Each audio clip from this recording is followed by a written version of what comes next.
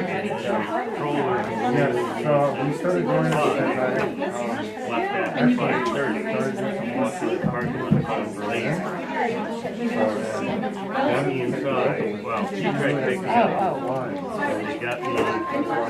And two other females got the other house. And I remember sitting kind of fine. And here down we take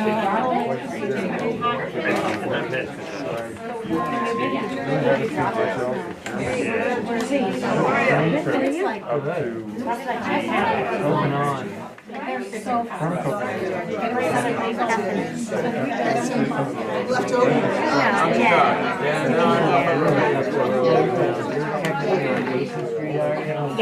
Yeah, but we're at the corner. Okay. Take you home. So, he didn't give me a station. Next thing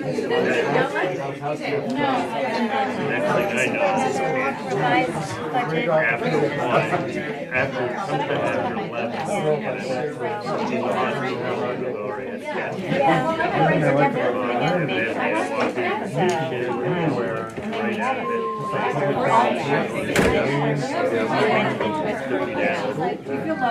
And hopefully everything, I'm still planning on starting. I couldn't. If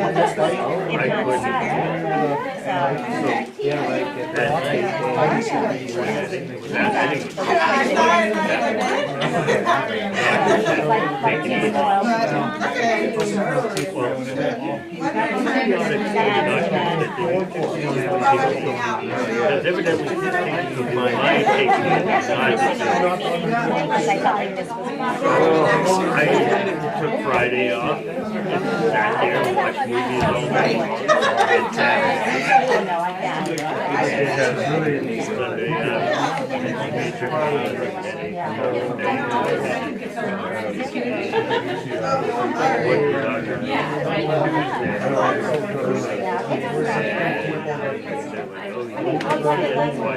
you guys were away, right? you can't drive, you can't do anything, so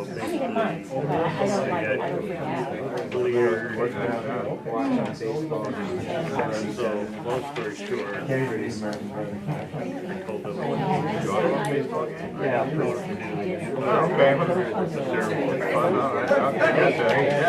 the end of March.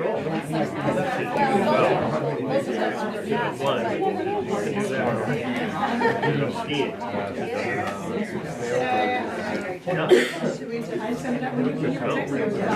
And then went back and forth. I was like, you don't realize. He said, no, you don't. So I did everything and he said, we'll see. And so the week before I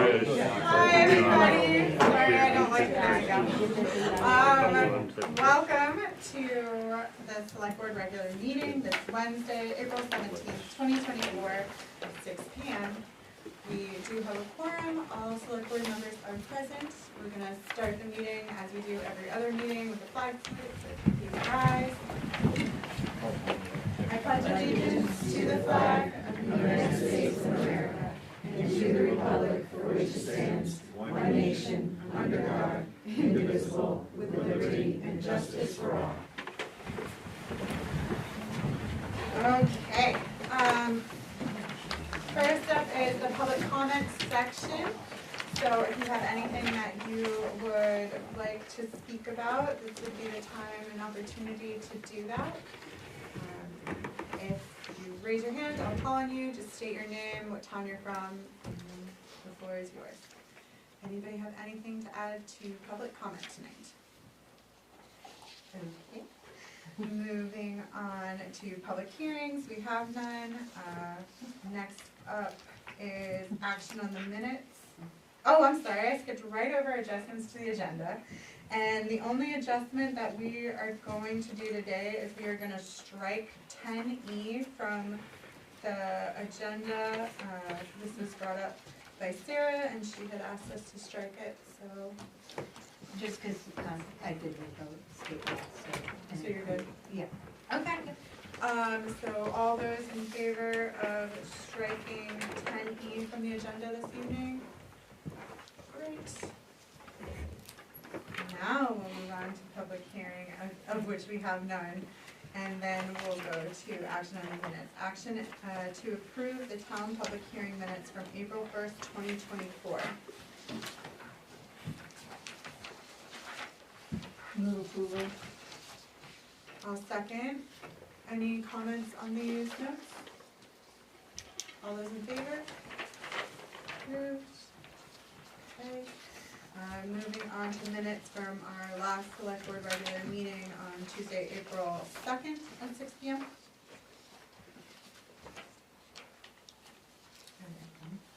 So moved. Second.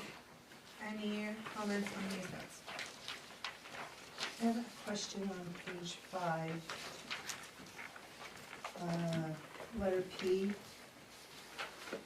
The conversation in regards to the purchase of propane, diesel, and gas.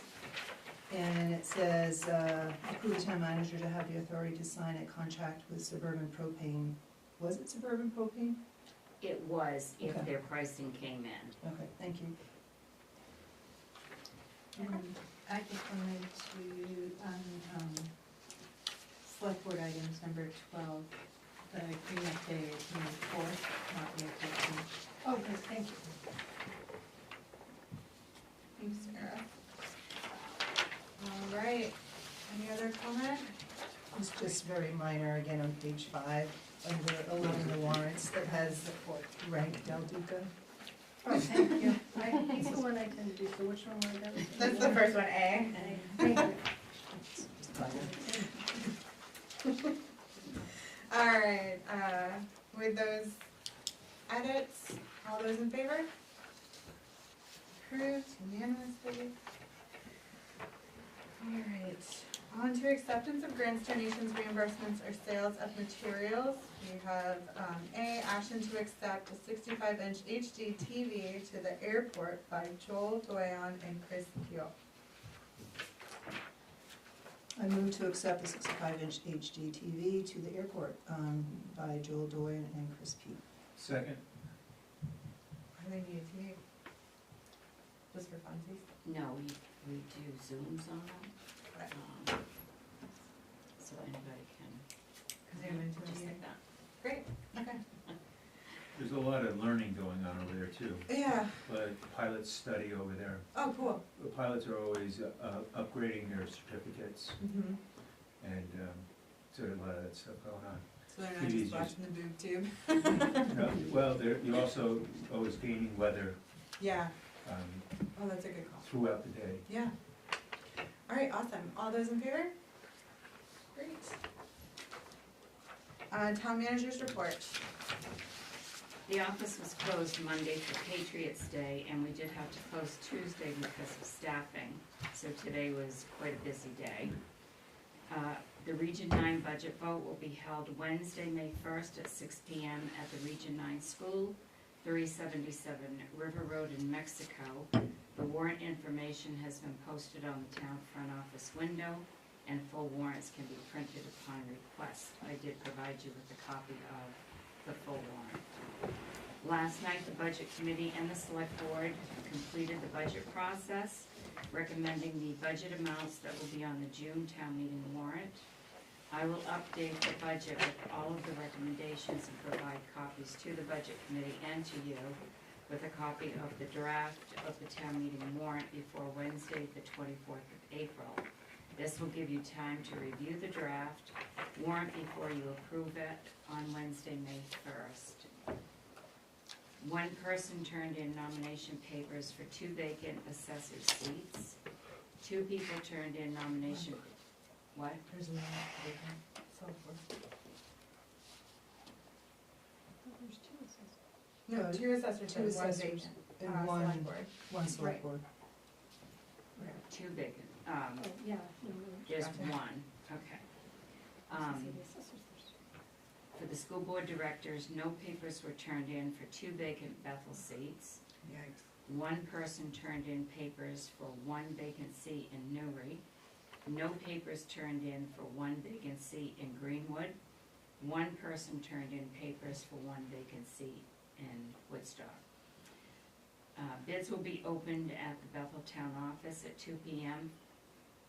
on April 24th, Tuesday, and I forgot to put the date, here in the meeting room, and that is for the airport fencing and tree removal project. That's to deal with the vegetation obstructions to several protected airspace services and ground protection areas. The auditors are still on schedule for completing the fiscal year 2023 audit, so we will have it in time to meet the May 6th deadline to be included in the town report. And we are still accepting applications for 2 open positions at the town office for finance officer and finance assistant. You had any, I have, yes, I've had some, and Courtney and I have done some interviews. okay, that concludes the town manager's report. You are we'll go into business items. 10A, the Ethel Bisbee Ad Hoc Committee presentation. We have the whole family here. The whole family is here. And I'm gonna stand right here, even though it's weird, because we're talking up there too, is that fine? All right, I don't think I'm addressing anyone except for everyone who's on the team, so. Yay. All right, so, anyway, first, actually, on behalf of everybody, we just want to say thank you for giving us the opportunity not only to be here tonight, but to do this work. I think it was a labor of love for all of us, and we learned a lot from the process, and I think that we're going to give you some tools that you'll be able to use in a lot of ways, even if it's just the email list that we have. That's a deliverable that we feel good about, too. So, and also, I just want to thank everybody on the committee. You guys have been amazing. You picked an amazing crew of people, and literally my husband asked me, like, so, but who is the slacker? And I told him honestly, there wasn't one. There was not a single slacker, and everyone brought their unique talents and backgrounds to the process, and it was just a really rewarding experience. So, thank you. It's been great working with you for a year. All right, I'm going to get it out. Okay, so anyway, I'd like to give a roadmap of what we're doing. Okay, good. So we're just going to talk about what we did, basically, what you asked us to do, how we did it, and then Faye is going to take a deep dive into the data, and then we're going to talk about the results and deliverables that we have for you, some of our recommendations, and then just some, how to actually use and read the report, and then we'll do some Q&A. Okay? All right, so you guys know what our mandate was, and that was sort of not clarified at the beginning, but then we came back for clarification, and that was to evaluate and recommend uses for the Ethel Bisbee law. And at one point it was, consider and recommend, and then we changed that to evaluate because of the confusion about what we were doing. And so what we actually have is a way for you guys to evaluate uses based on what the town thinks, what the people who are involved in all of the organizations who do the important work in this town think, based on our own discussions of what's important to consider about that lot and the neighbors who live there and this town's needs, and how you can, I guess, measure all of those things objectively. So that's, it was a long process to get to there, but that's where we ended up. And I think that that's going to be the most useful thing, because we could not come up with a recommendation of a hypothetical use. What we could come up with was a recommendation of how to evaluate a real proposed use if somebody brought it to you. Okay, so we've talked to you before about what our process was, and our process was really, initially, we thought we were going to do information gathering, and then we were going to do evaluation of that information, and then come up with option development. And what really happened is we had the information gathering and the evaluation, and that's when we stopped and said, wait a minute, how can we possibly responsibly make a recommendation about something without having all the information. Even though, for instance, and Faye will talk about this, it was a really popular idea was a community center. That is something that could take on so many forms. And without having that information, there's no way to evaluate whether that's a good use for the Ethel Bisbee lot. So a specific community center that had, you know, funding, for instance, from outside sources, and that was going to be open for certain hours and provide services for people that were in line with what were identified as some of our needs, that might be a great thing, but that's just an imaginary community center that we could make out. There could be a community center that was going to be open 24/7 and have bright lights, and the town was gonna have to pay for it, and that's a whole different animal. So there was no way to really make a recommendation about a use, and that's how we end up with the deliverables that we did. So, you know, we've collected our information, and Faye's gonna talk about some of the survey information that we got, or a lot of the survey information we got. We talked to, like I said, the townspeople, but we also wanted to make sure that we were respectful of existing uses and also mindful of the neighbors who live there. So that was always in the forefront of our mind. When we got to the evaluation stage, that's when we tried to find meaning from the survey answers that we got, from our discussions, and we had a lot of discussions about what's important when you're making an evaluation. And that was, I think we brainstormed and talked and really came down to, you know, what is really important so that we didn't overlap. And the process, in doing this, we were actually trying to develop a tool, which we do have for you.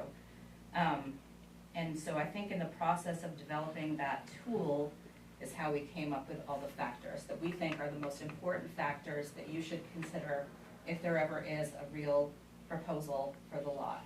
And that's based on what we heard from the community, our common sense, our, you know, always revisiting the lot, and, you know, and we all have kind of joked about it in the process that, you know, we came in, none of us had like preconceived notions, but I don't think any of us thought that we were going to end up saying like, maybe don't do anything right now. And that's what we ended up walking away thinking.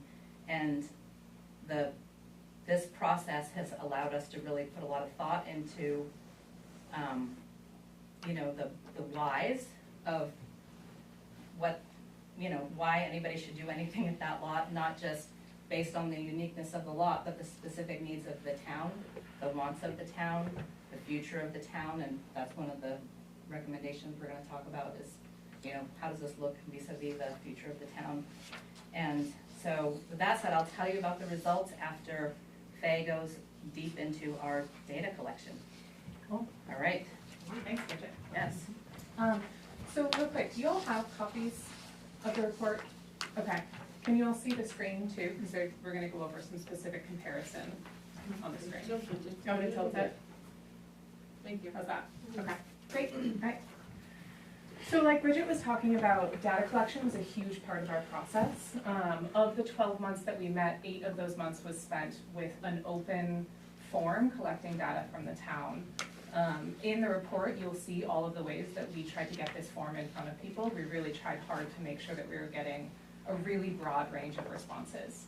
We ultimately ended up getting 212 responses to the form, which we felt like was a pretty good showing.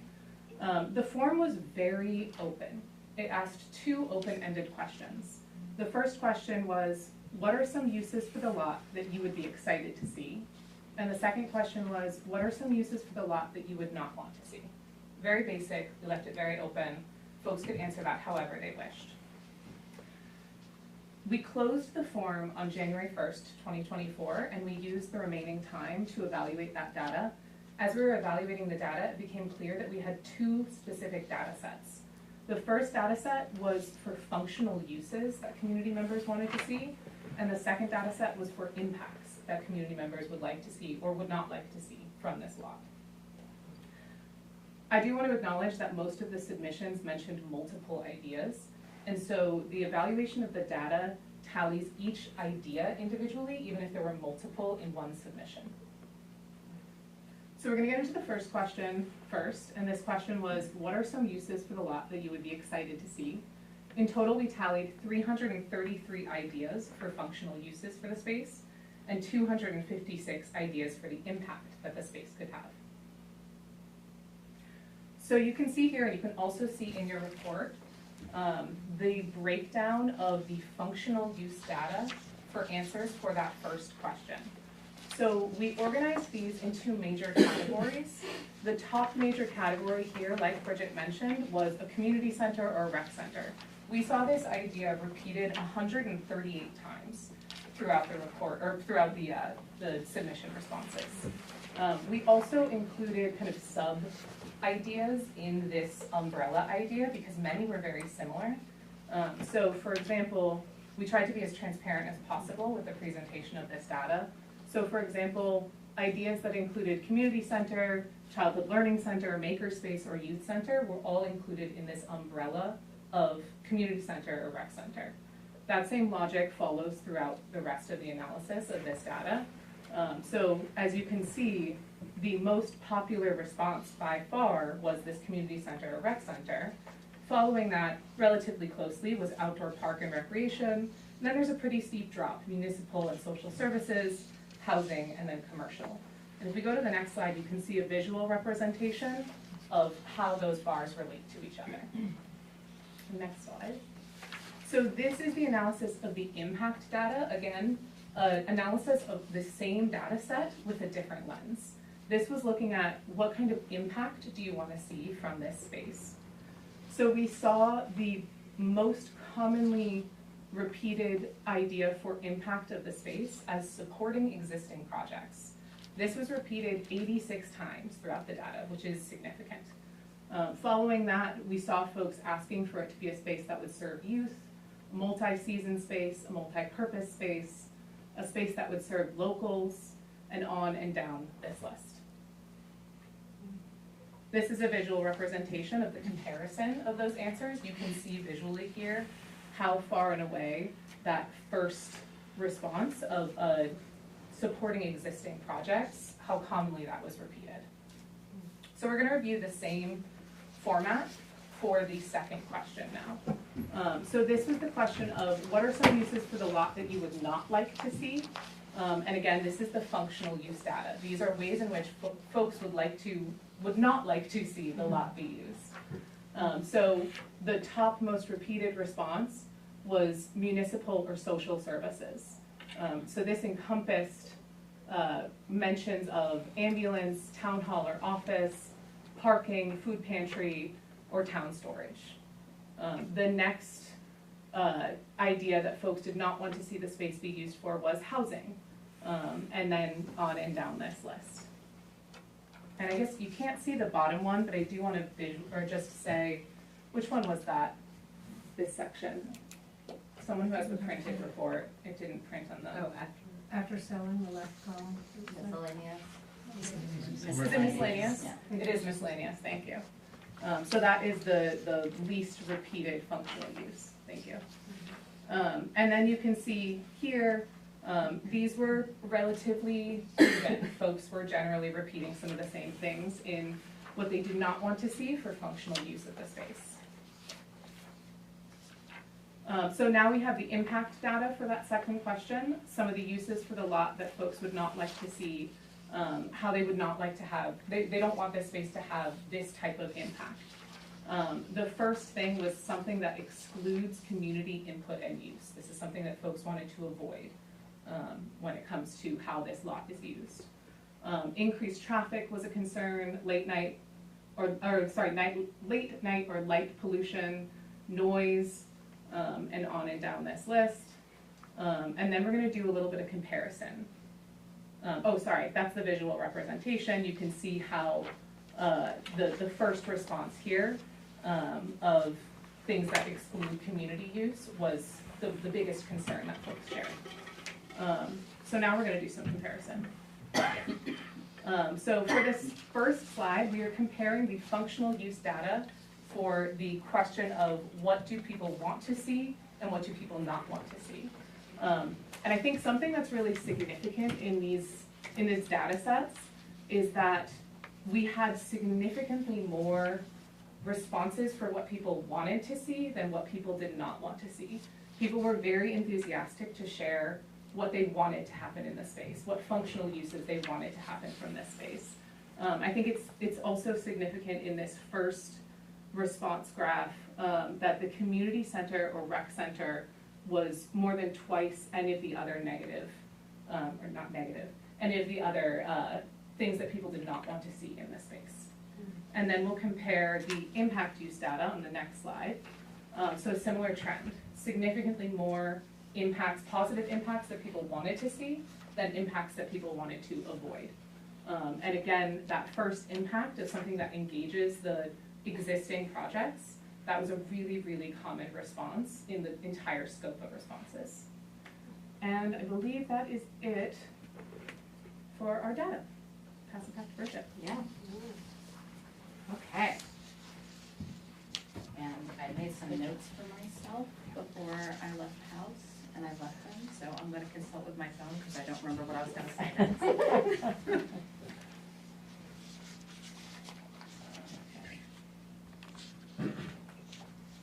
Oh, right, okay. So, like I said, when we were evaluating this data in conjunction with the other information that we gathered, that was when we realized, we can't make a recommendation based on just pretend facts. There has to be something real. And we talked about different ways of doing it, and we tried different ways. We tried to come up with a evaluation rubric, matrix, we called it, like Meryl had suggested. And we tried to, we were talking about like, maybe we'll come up with a pretend proposal. And then we came up with sort of like, we're gonna run different scenarios through our matrix. And we realized through this process, which took several weeks, that that was not gonna be responsible, it wasn't gonna be useful, and nobody would end up voting for it because it wasn't vetted, it wasn't appropriate. And so what ended up happening is we said, okay, go back to the drawing board. What can we give the board that will be useful to you? And hopefully it will have applications more than just for this particular task that we were given, but for any future task. And so we took, from the information we got from the data, but also from our own brains and brainstorming, and we came up with, first off, these important factors that we think that are really important to the town that should go into the decision. And so the factors are, one, it would have to be usable, or should be, we're not giving weight to these factors, right? We think that you guys that should be your job to decide which factors are most important. But this is one of the answers that came up a lot and that we think is important, that it would have to be usable and accessible to the public, and especially the groups that were identified in the survey that we did. So, there was a lot of talk about youth and seniors, low-income households and local workers. So it needs to be usable to all. So anything that excludes people or excludes groups would not be a good use. And then, of course, we would want it to support the needs of the town that we know have been identified already.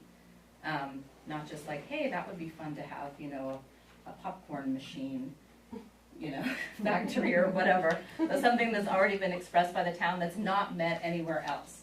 So, there were a lot of wishes and wants that were on the survey data where, we know that those things already exist. And that's also anecdotally in the report is a comment that, there are things that exist that people don't know about. So there's some communication disconnect between the people in the town who have needs and the organizations that are able to meet those needs. But that's just a comment for another day. We would want it to have no negative impact on pedestrian or vehicular traffic, so probably like no Trader Joe's. And that it wouldn't increase significantly noise or lighting because of the neighbors, but also the character of where it is situated in the town, and the Bethel Village is attractive to people and people pay taxes to live there. And then we would want it to maximize the unique characteristics of the property, right? So, for instance, you know, okay, yes, it has water and sewer and electricity, that's great, but it's also in a central location. It's beautiful. I don't know if you guys have been there lately, but it really is beautiful. And so those are things, those are like intangible things that really need to be taken into consideration. And then of course, the financial impact on the town, and that can be broken down into so many categories, right? And that was sort of where we also got hung up in trying to think about like even evaluating community center, because financial impact could be, you know, the initial capital costs, ongoing costs, like with the Ethel Busy School, the decommissioning costs, you know, things cost money to take down when you're done with them. So, and then the other factor was that it would add a cultural or historic value or significance to the town, in recognition that this is, you know, a beautiful, special place, and there's not a whole lot of real estate in the Bethel Village anyway, and there's certainly not a lot of real estate owned by the town of Bethel. So those are the factors, and what we've done is we've taken those factors and we've made them into a self-screening worksheet for somebody who was going to propose a use. And they can, our thought was, originally this was gonna be like your evaluation, but like I said, we couldn't make it work. But this would be a good way for people to sort of think when they're making a presentation or a proposal about what's going to be important, and they could screen themselves. And then the next part is,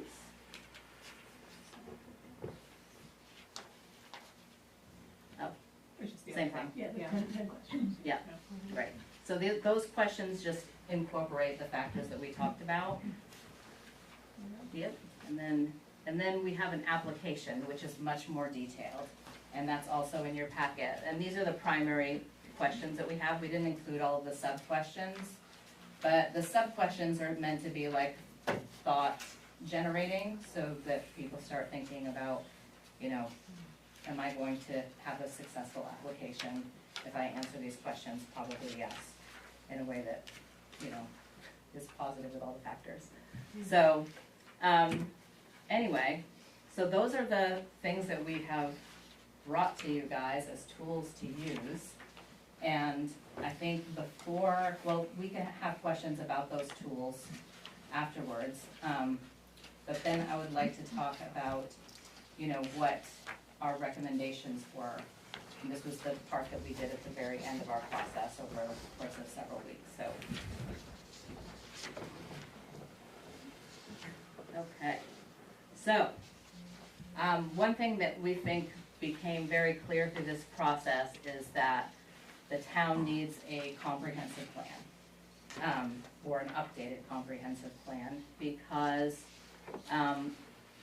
you know, we know that there are needs, and we know that there are different ways to meet those needs, but I think without having a, you know, a firm, I guess, assessment or understanding of what the priority of those needs are, it's really hard to evaluate anything, right? And then the kind of question that we came up with, you know, we think it's really popular right now that the lot is being used for ice skating. But it's also being used for municipal services and as a turnaround. And, you know, the question is like, well, who gets to use that lot and who decides it? Nobody really knew the answer to that, and that seems like, you know, a meaningful question. Its use impacts the neighbors, definitely. And if there were just a transparent process that everyone knew about and could provide input on if they were impacted, then that would be a really good thing until there's some permanent use. So that's one thing. And then, you know, if there's any interest, I mean, there's obviously very significant public interest in a community center, but a lot more information would need to be discovered about that. And so we would recommend that you consider forming another ad hoc committee just to investigate that use, or do some, you know, public hearings to find out what the interest is.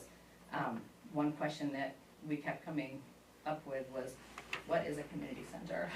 right? Because everyone has a different idea. Is it a sports center? Does it have services for, you know, different, I guess, groups or needs, or is it just a place to hang out? Is it a physical building? Is it not a physical building? And so that would be an important thing to identify. Okay. Here's one. This is pretty easy. There needs to be a process for archiving the data that and the information that we did, this report and all of the supporting documents, because there was another committee in 2017 that did something to do with the Ethel Bisbee School, and that information is just gone. And it would have been nice to have that, and it would be really nice if another group in the future had access to our information. So we have delivered, I think, a Dropbox. Yeah, okay, to Sharon of the stuff that we have for you guys in addition to this report. Let's see. Okay, that was, oh, the contact list, right. So this is maybe the best thing is, you know, we had to really, the first part of our job was just to find out how to get in touch with people so that they could give information. And so we had to do a lot of like just groundwork. But we have a email mailing list of people who are interested in this process. And we've asked them to opt out if they don't want to receive any more communications. And so that could be very valuable for you guys to use with future projects, because those are the people who are interested in what's happening in this town and want to provide their input. So, yeah, so I guess you can figure out what to do with that list. I guess one of the things we said was maybe coordinating with the Chamber of Commerce on what's available, just because that was a comment that came up a lot, was, or like an observation we had, was that there was not a lot of coordination or understanding between the people of the town and the town itself about what's available or going on. And then we have some specific recommendations for if you're ever going to do an RFP for the site, what would need to happen. And you know, one thing that's really important, we think, is this evaluation tool that we did. You know, if this were a big city, you would have like a consultant who developed this tool, and obviously it's not one, but we don't know what we're doing. We don't know how to evaluate or do, you know, data analysis and metrics and all that stuff, and none of us have that background, and I'm guessing nobody on the board does either. So if this were something that were important, or you thought that you were going to have a use for it in the future, you might consider, you know, hiring somebody to do like an actual professional job doing an evaluation tool that works. And then, right, and then have a process for the submission of the uses. Anything else? Okay, so that's it on our recommendations. This is just for basically, not you guys, because you already have the full report, but the full report is still available on the town website, and I'm not sure how long it will be available. Okay, so that's where it can be accessed, and it's pretty long, but it contains our executive summary, which is like the nuts and bolts of what we did, and our results, and then we have the methodology and the themes that we got from the survey data, and then a long narrative about the process that we took and the findings, along with our recommendations, all of the tools, and then our appendices. So, yeah, I think that's it. Okay. Great job. Now we have questions and answers, and we're all willing to answer questions. I'm going to take a seat. How many people are on the newsletter now? Probably like 120 is my guess. Okay. Yeah, I can get, the actual number is in the report, but I have to flip through. I have a question as far as the supporting existing projects. Does that mean the sports projects, or what projects are you referring to? In the data, supporting existing projects. Yeah, so you can see part of the supporting documents that we will share with you all references the answers that led to those kind of categories. The most commonly repeated, like, supporting existing project was the skating rink. But other folks did generally just say, we wanted to support existing efforts in town. Some folks, and then they didn't give any specifics as to what they meant by that. Some folks did reference the district exchange or the food pantry, or other efforts happening in town. And you all will have all of those word for word responses.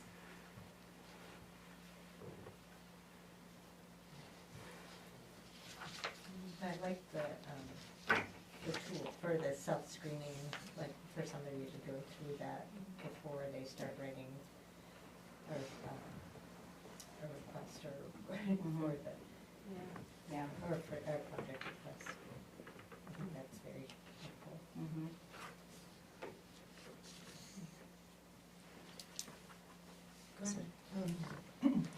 Bridget spoke to the Rotary Club a few months ago, which was very helpful.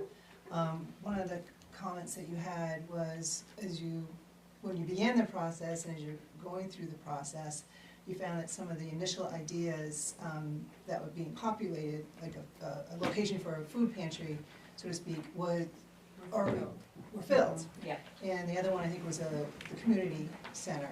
And is there any active organizations out there that seem to be pursuing that at this time, or? My understanding is that, yes, there's an organization that's pursuing, and I have no idea how far along they are in the process, a community center, but again, that begs the question, what is a community center? And, you know, a community center that meets the needs of a particular organization isn't necessarily going to meet the needs of the community at large.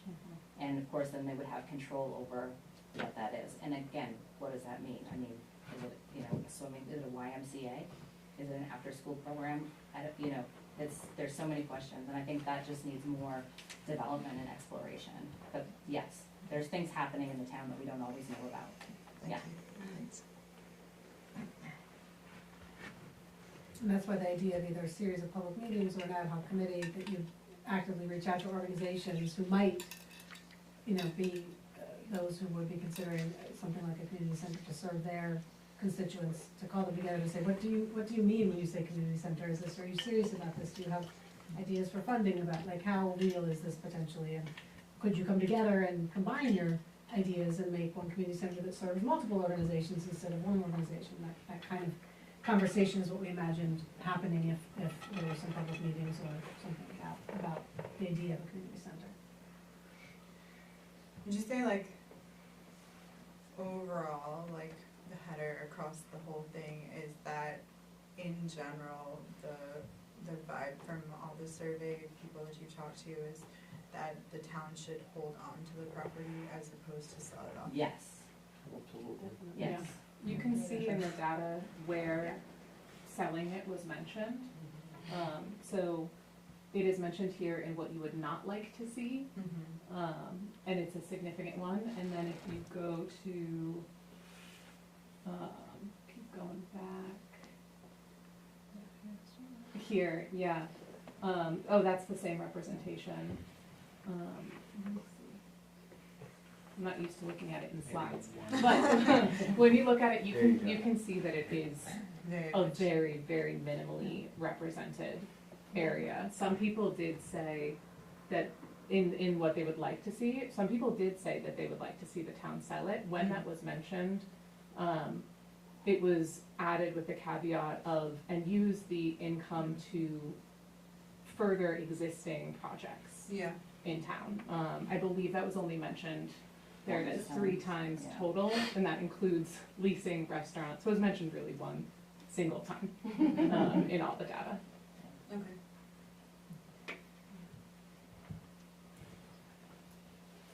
Sorry, this is my thinking place, and I know it's a little bit of a resting situation, but I don't mean it. I should mention, we did receive a proposal from one citizen, and I think we delivered that to you already.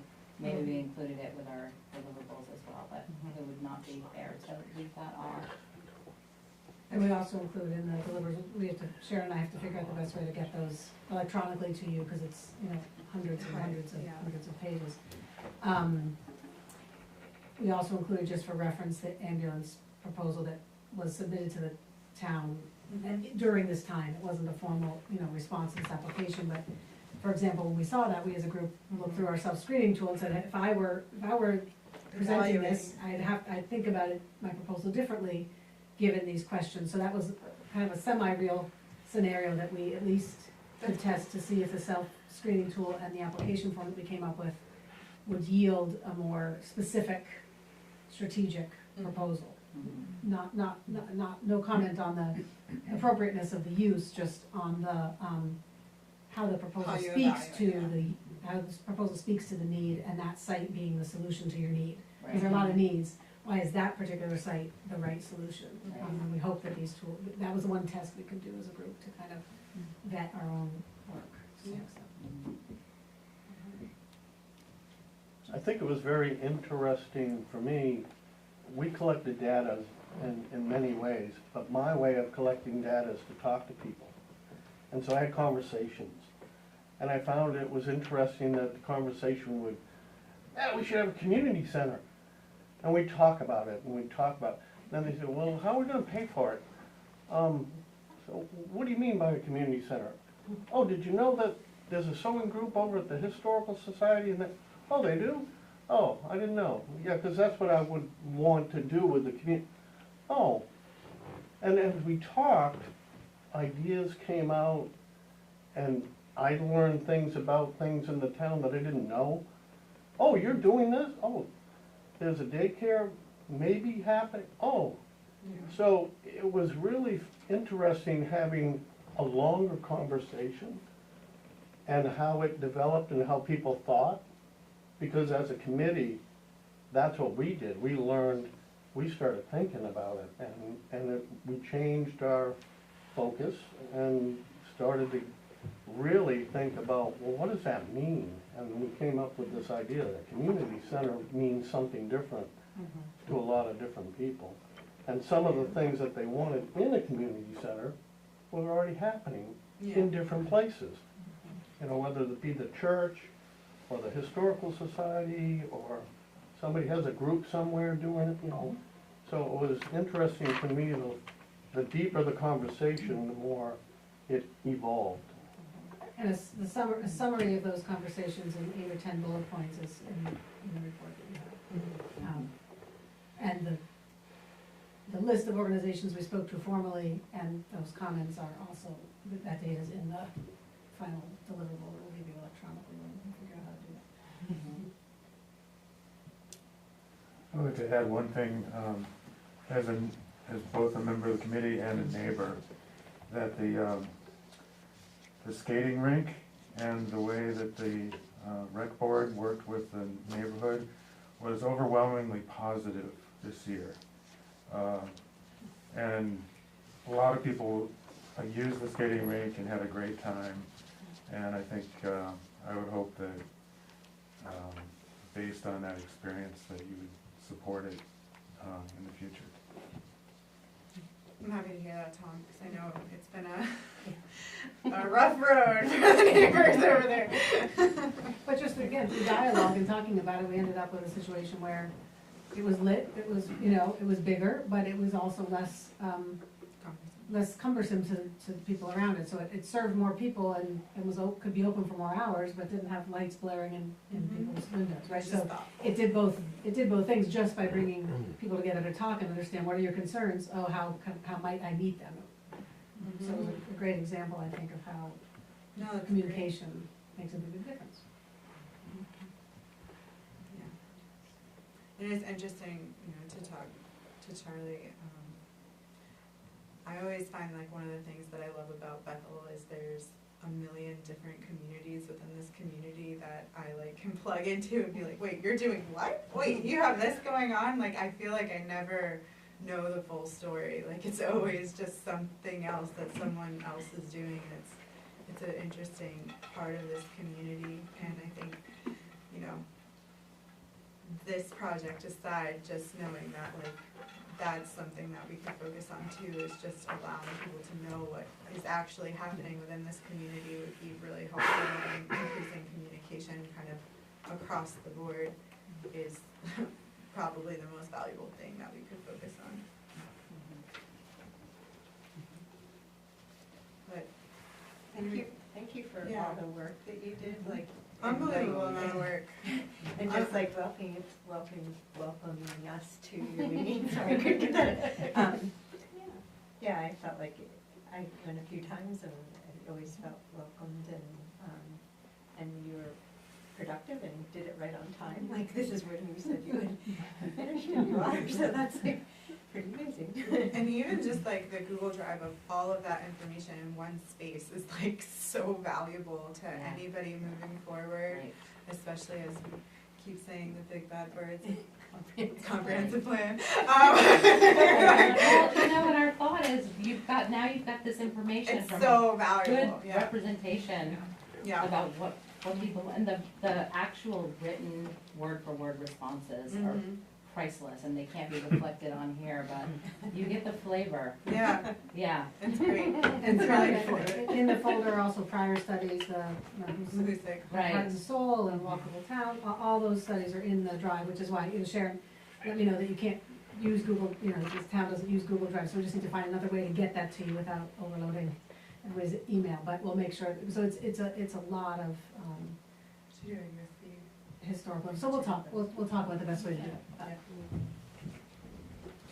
But anyway, Yeah, but thank seriously, you. thank you guys. Thank you. It was a great Thanks. experience. I told Sharon a couple weeks ago, I'm like, okay, what's the next project for them? This one's done, what are we putting them on next? We had great synergy together, but I think we'd all like a little break now. Not from each other, of course, from working. You want your Tuesdays back for a moment? Your work is very impressive. Yeah, it's really amazing, thank you so much. Thank you. Will it be disruptive if we all leave at once? No, Okay. all at once is way better than one at a time. Where I feel like I'm getting like increasingly more boring. Everyone's just like, I'm out. Okay, thank you. Thank you. Bye, thank you guys. You better. Don't forget that. Each day's getting there.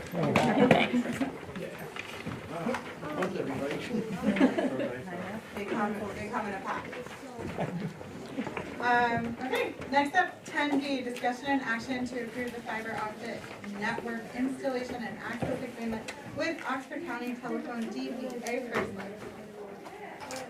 Hi, hello again. Hello.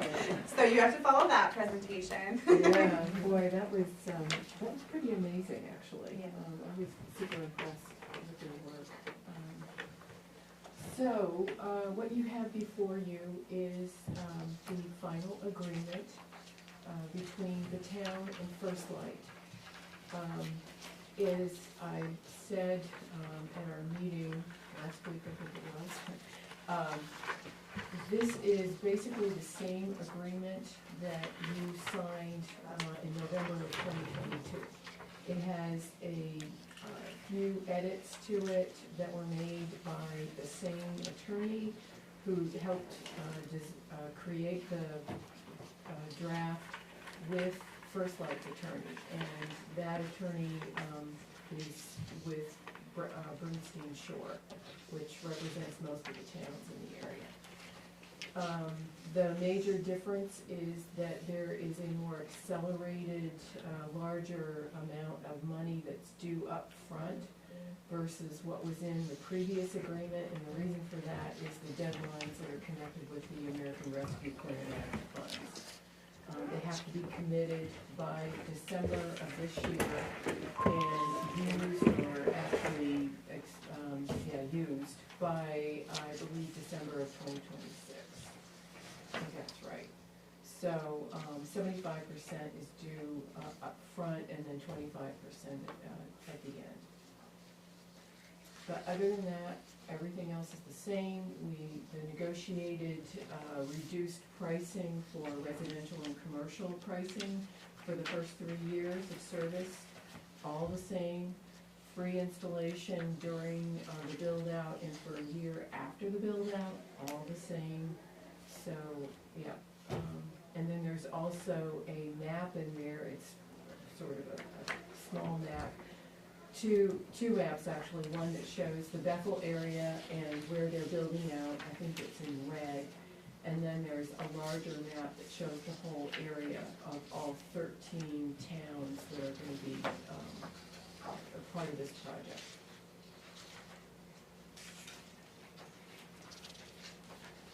Any questions from anyone? Have they started installation? Not yet. You're signing this agreement, and by the way, Woodstock, Joey, and Greenwood have already signed their agreements, waiting for the counties. Once all those agreements are signed and fully executed, meaning that First Light has signed the agreement as well, that all goes to the Maine Connectivity Authority. They have to negotiate with First Light on scheduling and, where do they start and all of that, and where do they finish. They're hoping to have a contract completed by the end of May and the end of July at the very latest, but they're thinking sometime between May and the end of June as a reasonable time frame. And they will get started building out after the contract is signed. So possibly This summer. this year? I think the contract absolutely. says within 12 months of, we have to start, there's a subsection somewhere in here called anticipated commencement and completion time period. I have a question, and I'm not sure if I just didn't find it in the document, but in the case of a default or It's there.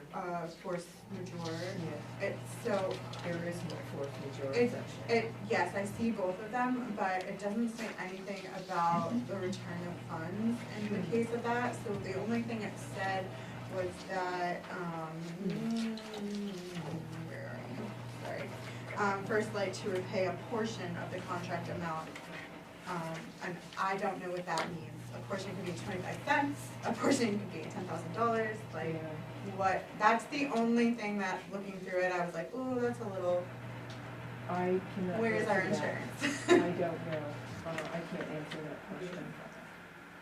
So I would have to ask for clarification. My question to them when I came to the meeting was, who's looking out for our interest? And, because there's contracts with each of the towns, and there's the main connectivity contract that's really the driver, and that's with First Light. So that was what my question is who's looking out for our best interest? And us, we have the same right as main connectivity to question, and then also there is, in here, at least quarterly, I think it was, reports come back to us, and it can be more if we wanted to have it. I mean, just because we're giving you 10K, the standing of our contract is just like the hundreds of thousands that the main connectivity is given. So that was my thing, is if there was some breakdown in the process that First Light happened to not be able to perform, or was a delay in their performance, one, what was the communication back, and then two, what could we do? So that was more where I was coming from. Yeah, I believe I sent you that one section Yeah. that addressed the reporting Yeah. requirements. Thank you, yes, you did. Thanks, yeah.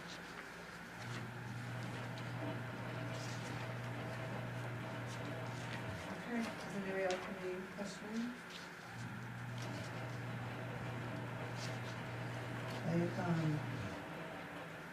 I move to approve the fiber optic network installation and access agreement with Oxford County Telephone DBA First Light. Second.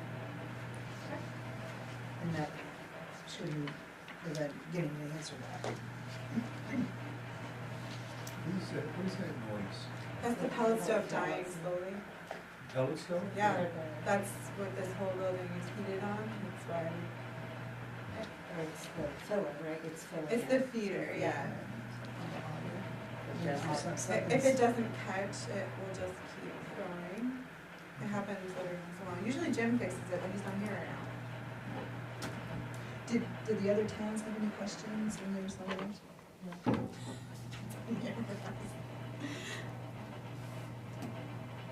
Well, you and Sharon were the only people who were available at the meeting, so. Yeah, but I mean, Bob McSweeney was there, and Kim, and they were there. Yeah, yeah, yeah. I mean, they've had their select board meetings already, right? Yeah. Correct. Yeah. Yeah. No, just as a portion. Are we ready to vote? All right, all those in favor? Great, thank you. Thank you. Thank you. Yeah. Yeah. And if you want to, you can send me a PDF file of the signed. The signature page. Yeah, you could send me the signature page, but I also need the front page, because that Yes, has I got was the just gonna date say on that, it. yes. And then I'll get it signed by Patrick Coughlin and send you back the complete report. Do you want you could sign it now, the That'd select be board could great. sign it now, do you mind signing it now? Sure. That'd be And then perfect, yeah. Jess can make copies. Because then I can send it to him. Okay. Well, thank you all. No problem. Thank you.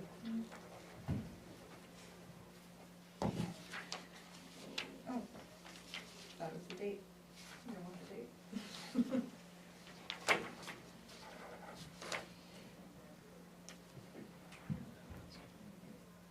So just, one for us, and then we can make copies from there. And you can look for the original signature page and a copy of the front page, because that has the dates on it. That's the only thing I anything like that in the signature. So Michelle, is there another question that you wanted me to answer? No, it was just the question that we had, you About know, the percentage? yeah, what's the Right. portion? Yeah, yeah, yeah, right. Yeah. I don't like apportion. It's not my favorite word. It's very unspecific. It's pretty vague. Well, I'll see what I can get as far as an answer. Yeah, thank I you. was not involved in negotiating the agreement. Yeah, they might even have like a schedule, like if we're 3 months in, it's this. Yeah, Right. right, something I, like that. usually you see like a Yeah. chart. Yeah, Um, I will ask, yeah. I mean, the longer it goes, the less it will Yeah. be, and the shorter True. term. Yeah. True, yeah. Usually you'd see something like that. Yeah, and it may be that Maine Connectivity Authority has some kind of a schedule that, you Yeah. know, we, as participants in the project, buy into. Exactly. Yeah. There might be like a higher. Yeah. And to that You all end, set? I may not be able to give you an immediate answer because the person I think I'm gonna need to go to is off this week. Vacation week. That's okay. All right, on to 10C. Action to approve the cannabis cured retail renewal application for cannabis store. I'll make that motion that we approve this renewal application. I'll second. Okay, awesome. Can someone tell me where this is? I didn't get a chance to go where it was. Isn't this the one that we did the sidewalk for? And you were on planning board? It doesn't say, With the it doesn't say driveway? that it's cryptid. Yeah, but I think there's two, there's like a retail store in the back, and then, remember they were Yeah, doing? but this is, On Maple Road, Yeah, 312 to 322. yeah, and that's the only question that I had was the 312 to 322, what does that mean? Yeah. Is that like in the mini mall? Where High Hole is? Oh, Is that the one on the end there? oh gosh, I wasn't even thinking about over there, Where? I thought it was out in Signature. Walker's Mills, I guess. Oh, so it's the one where the liquor store is? I'm not sure, No, is it the one next door? Because it said, it's on Maple, In Pie Hole? so it has 312 to Just, you know, 322. So we Let me can just look up Pie Hole. I'll look it up in a second. Jessica, just put it Do you know the location of this cannabis store? It's a physical Oh, yeah, address. it's, Green Alien Jones. Don't have to be included on the. 312 Right, we're not sure where exactly. 312 to 322 Mayville Road. You don't know. Yeah, Pie Hole is 320, so it is. Oh, like then in it's the- right next to Yeah. that because it's in the same Oh, one as okay. Must be in that New mini mall. mall. That's the Yeah. new I don't Mini know. mall, that's what I was It's the thinking. first corner of the Just mini one mall, of and then the physical therapist, and then It's Pie the Hole. newest one, Okay. okay. Okay, thank Got you. it. For the daycare, yes.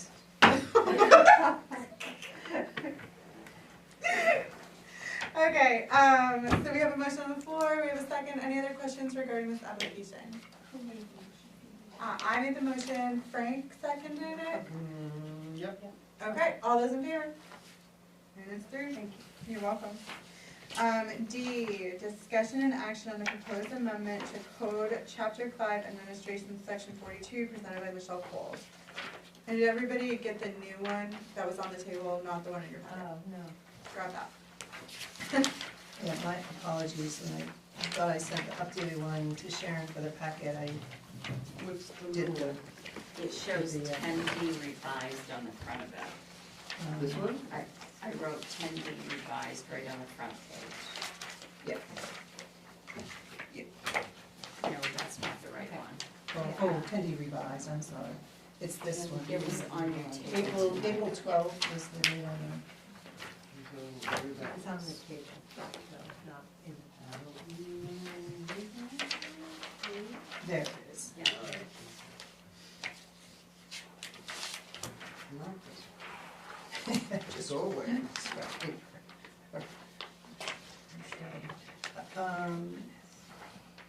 I brought this forward again after our discussion that we had on the first proposal at the last meeting. It sounded like there was consensus to just eliminate the paragraph in question. So that's what you see reflected there, to eliminate that, to take purchasing policy out of the code, and go forward from there. So you're saying that every single item that is bought has to be approved by the manager? What I'm saying is that this preserves the duties and responsibilities of the town manager, and it also allows the select board to perform their duties. And what it does is the town manager is the purchasing agent, period. And that's reflected in the code and in state law. And if we wish to have other policies that purchasing can be done differently, then that originates with the policies between the town manager and the select board come up with, i.e. if the town manager is looking to have the department heads be able to purchase without coming to the town manager first, up to a certain limit. If the town manager wants to provide for emergency situations, that the policies be generated where policies are with the town manager and the select board, and not at the code level.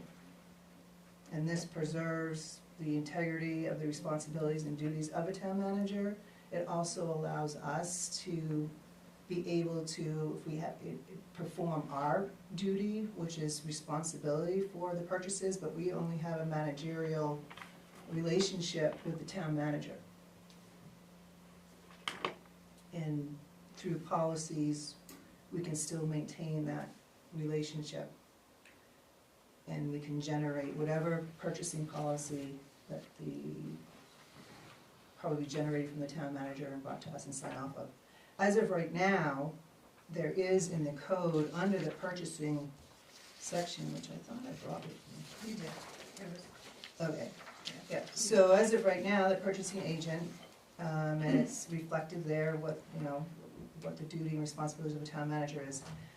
There is also, there's another place, reflected in code that if this gets passed, immediately the town manager can have deputy purchasing agents for certain items. Does that have to be included in the ordinance? No, it's already in there, I'm just trying to find it. Yeah, yeah. So immediately that's done, and that's how, you know, municipalities work, is that, you know, purchasing agent, deputy purchasing agent. So that could be done immediately if this gets passed. But it brings things to, you know, In how it works. compliance with the Yeah, state law. yeah, compliance with state law and public policy. It sounds like it gives the town manager flexibility on creating a system that works for the town with our supervision, with our stamp of approval, not our supervision, I'm sorry. But you understand what I'm saying, T? Yes. So we're not relinquishing our responsibility, we still have it. And it allows, what I always heard is for the town to function a little easier, a little more, it added function to the town functions. So we're giving that functionality to the town manager, and we're still holding our responsibility to the townspeople. Sounds like a win. It's just if we don't hold up our end of the bargain, it could go awry. So we have to stay vigilant on being aware of what we're approving. Have you had this procedure in previous towns? There's always been a procedure that, over a certain amount of money, not beginning at $100 though, but $500 to $1,000 before a purchase order would have to go to the manager. This doesn't seem like it would restrict the ability of the manager to do the manager's job, and that's what you don't want to do, is have something that would restrict or make it more difficult. So as long as Michelle just explained, this does give the manager, whoever that manager may be, the ability to delegate that authority to the department heads. Then I think that can work. I just wonder why the finance officer would have that same authority. Well, they just happen, so when you look at this in context, which I went to go look at it in context, it follows along 5-43, and it's in the procedures part of the admin code. So it, the next part that's underneath it is the part where it has to go to bid over 10. Yeah. You know, that the 10K is really a number that needs to be in code, because that is the threshold where we have to go out to bid. And I'm not sure what, it's under procedure, and I think that's why the town manager and finance officer approval. Finance officer doesn't have anything to do with the B, but it does in A, that the warrant, essentially the warrants need to be signed off by the finance officer and the town manager before it comes to us. Yeah. And why this piece is here for the finance officer, I'm not sure. Yeah, Bert. So you're talking about 42B, right? Yes. And you're talking about striking it completely, or okay. So then the town manager would not have to come to you about purchases until $10,000, right? Okay. Yeah, because there's a separate Right. thing in the code that would say anything. Right, over at 43, 10,000 I see here. that. So basically how it functions now, it's anything. Oh, it's I like agree, $1,000, $100 is too little, but you were saying that 500 to 1,000 is what is standard in other towns? 10,000 is for a bid. Yeah. Right, well, I'm saying 500 to 1,000 is like the minimum before you have to start asking. Before the, department head would have to come to me or the manager to sign off on a purchase order. Right, which makes more sense. Like if I'm thinking about this as a department, buying equipment or something like that, you can buy most equipment, most small equipment that you need, gas, all that stuff for under 1,000, before you start getting into the big stuff.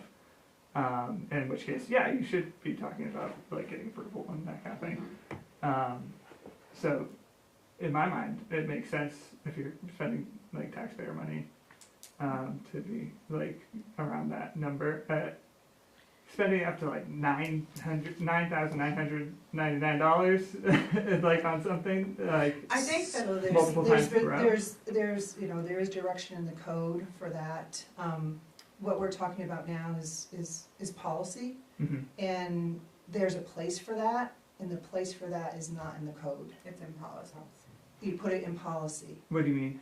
So, So, where the rules, the responsibilities and duties of a town manager is that they're the purchasing agent. Okay. I'm gonna lift it up for you. So step out of the day-to-day working around here and Mhm. lift it up to public policy. Sure. And the rules of how the public cross-checks for the public and what that is. So the state and our codes says that the town manager is the purchasing agent, Yes. right? And then the selectmen, their duties is very much tied to, after the townspeople appropriate the money, how does the money get spent? Mhm. And our role is to watch over that. Right. And what this piece did right here was totally shift the responsibility up to $1,000 to someone else. Right. Okay, someone else that is not in the chain for the cross-check for the public. Right. Well, it's saying that after $100, you have to Right, come and- talk to the select board, basically, and it- right? not the select. No, board, no, not the no, select no, board. Town no. finance officer. No. You have to talk to the town manager. So basically, if Scott needs. I'm sorry. Yeah, town manager. Yeah, I was I got- remember. I need to change the talking oil about- in my pickup, which costs Exactly. $108, I Right. need to go get You have to go get a permission. purchase Right, order. which Change the obviously oil is in the ridiculous. Stupid. Yeah. Right, and so what we're Factory. saying is we don't wanna, we wanna be able to all do our jobs, Yes. okay? So we want that in code to stand how it is. Right. In practicality and in other towns, there are policies, just like any other subject area, there are policies that the select persons with the town manager. That are not set- code, is what That you're are not code, and that's where the appropriateness would be for, if you wanna have a department head, do something different with the purchases. If you wanna, sometimes there's policies for emergencies, so the Yeah.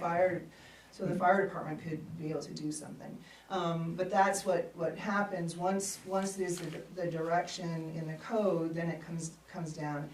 And so it now allows me, who's literally personally responsible when I put my name on that warrant, Mm.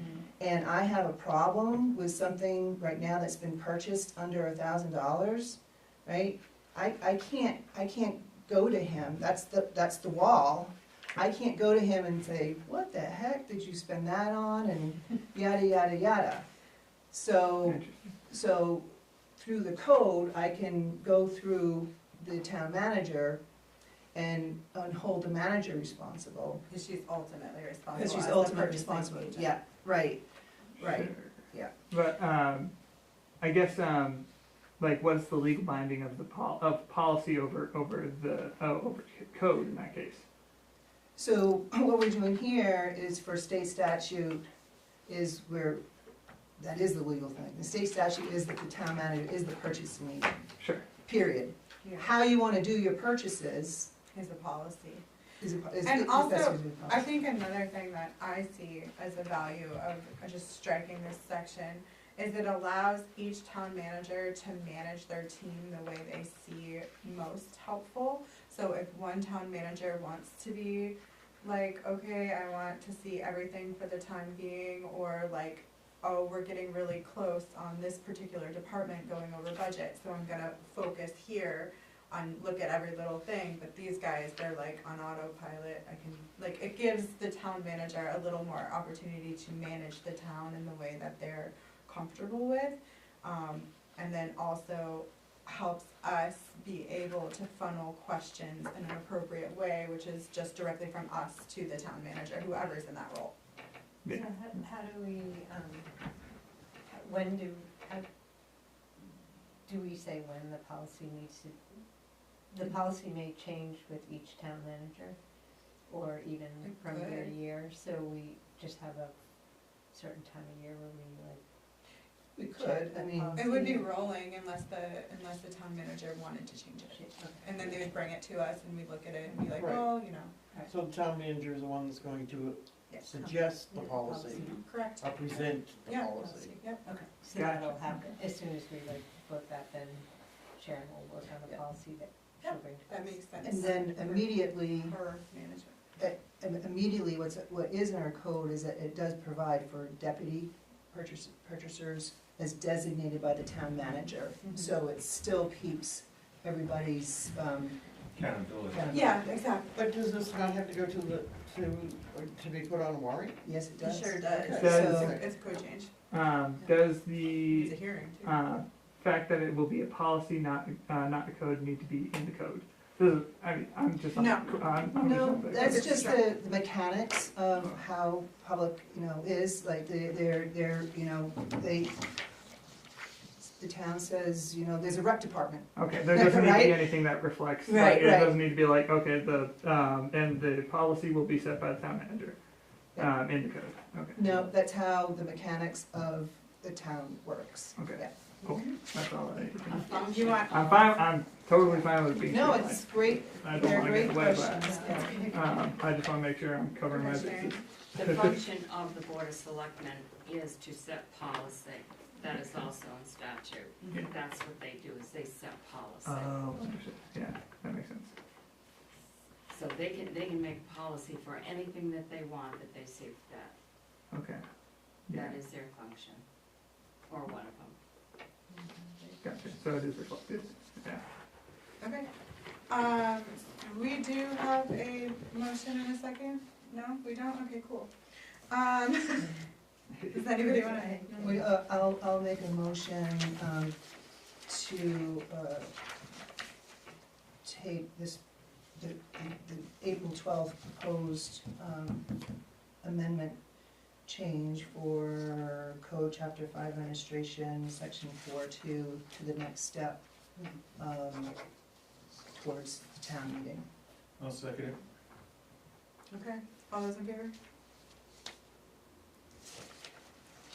Can I just ask, so this can go on a warrant this year then? Just Do go to we hearing. we Public have to go hearing. to a public hearing first? Mhm. So, do we have that time to allow for this? So what is today's? 19, 17, 17. I was like, what? You're looking forward to that. I thought I It's an even forgot a number cabinet anyway. when we were outside. That scared me. When, Sharon, would you need the drop dead for, we have to have the warrant ready by the 6th in order for it to go into the, So the next, So you need 2 weeks, right? this you'd only need 7 days, one notice. Just 7 days? Yeah, Yeah. it's just administration. right. Yeah, Okay. so we would need to, if you put it, I could maybe Can you do get a it in the public hearing? 25th paper, or we On could the put it 1st. into like the Sun Journal if we were gonna do it sooner rather than the Bethel Citizen to announce it, instead of waiting for Thursdays. So could we do it before the select board meeting on May 1st? And back 7 days out for the, will that work? For the public hearing? Yes, we wouldn't be able to put it in the, we could theoretically, if you can count both the 25th and the 1st as 7 days. If not, we would put it in the Sun Journal earlier in that week. So yes, we could do that. Okay. So you really shouldn't count the day. Then it would be the Oh. Sun Journal, we would Yeah, put it okay. in, we can do it for the 1st, it just wouldn't be announced in the Okay, Bethel so Police. So at 5 we can get that set, or 5:30? and we can have it for. So we're having the public hearing. Public on- hearing before the select board meeting On on the May First. 1st. Do you think, is there anything else going on that public hearing? Well, the next one, Oh, yeah, the next, we have two. The, So we could do them both Yeah. on that same great. day. Okay, So we're not gonna do it on May first? May 1st. Yes. Yeah, So we would do it at 5 like we did before. yeah, I think that makes sense. 5 o'clock, May 1st. I won't be here on May first. I'm out of town. You can write us a little note, I can read it. Frank says, do this. Yeah, that would be the drop dead. Okay. Yeah, this one, okay. So we are at 10F, discussion and action to approve, should I call it 10E? Should I shift everything up? No, because we're just gonna show in the minutes that. That it was dropped. F was dropped, Okay. or E is dropped. 10F, discussion and action to approve a proposed amendment to code chapter 5, administration, section 47, sale or disposition of tax or sewer acquired properties. Want to give us a rundown? So, I gave you a copy of the rewrite that the lawyer did, rather than just going in and changing different sections. 5-47, sale of or disposition of tax or sewer acquired properties. That is his rewrite to our, to what's in the code book now for the same thing. And then I printed a copy of the state law for you as well. So his rewrite is directly behind the email Well, correspondence? I don't know what order you've got it in, probably the same as mine. Yeah. His rewrite shows section 5-47 Okay. sale, Okay, that's his rewrite. And then you can tell that this is from our code book anyway. yeah. So that's what our code book is, for what he's rewritten it over again, Okay, based on the state law, which also is included, and it shows section 943-C. That is the new state law on this. okay. The only, I don't know if they're important questions. Should we put this on the floor before we start talking about it? Probably, huh? That's the way we do things here, huh? I will make the motion that we approve the proposed amendment to code chapter 5, administration, section 47, sale and disposition of tax or sewer acquired properties. So moved. Okay, now I will talk. The only thing that I noticed in these, and I know it's in the old one too, but I'm always a little reluctant to name like newspapers and things of that nature, because what if it changes? Should we just write like local publications, news publications or something like that in case?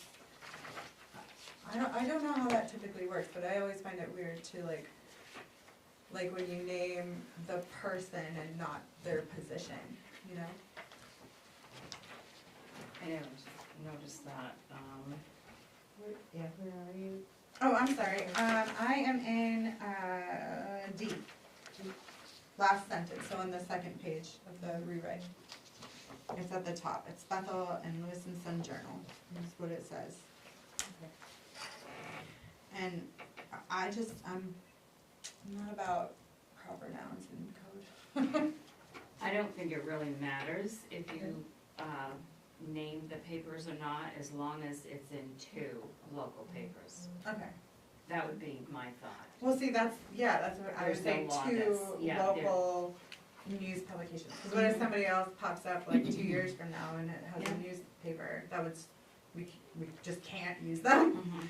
So that's my only feeling on that. And then as per usual, I hate vagaries, so F on terms deemed acceptable to the town, I despise. But That's just me being, wanting parameters. That's me being Capricorn is what that is.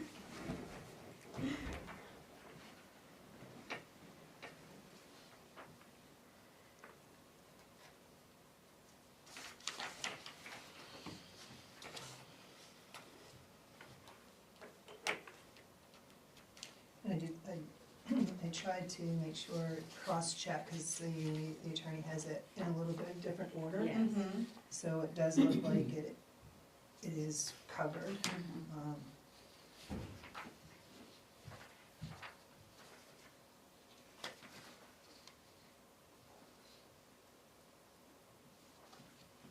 Now, I hear what you're saying here. but Right? it What does is- that mean? Well, and sometimes vagueness is a good thing. Point, Is yeah. a good thing, because we don't, to try to cover every single situation we may come in, Mhm. it might, either not be applicable or put us in a worse situation Mhm. if we try to cover it. So sometimes allowing for the flexibility might be a good thing. And that's what I think that is you see that Allowing term for the a lot, and it basically is flexibility, Yeah. for whoever is doing it. I've just been tortured by it on the planning board, so I have attitude. What did you say? Tortured by it on the planning board, where it's just like, as the planning board deems, I'm like, no, that's not my purpose here. I don't want to deem anything.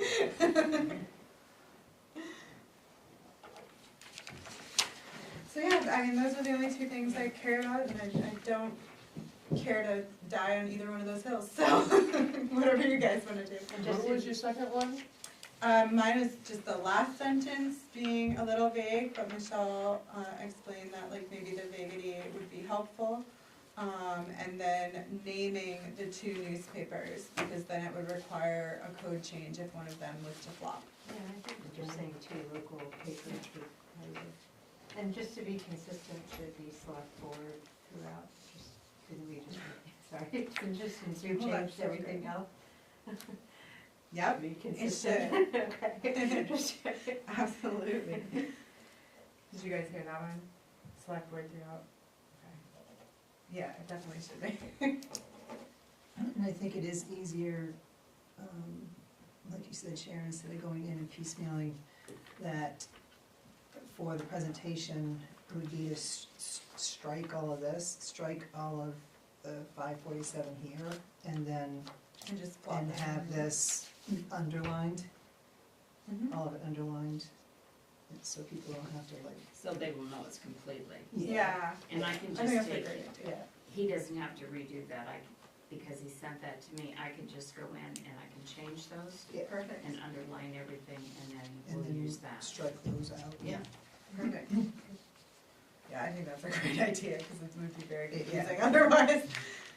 Okay, so far we have changed to select board throughout, changed to 2 local publications where it states Bethel Citizen and Sun Journal. And then when it's presented in the hearing, it will strike out the former and then have this new text all underlined, just because of the way that they kind of put it out of order from how we had it. Anything else?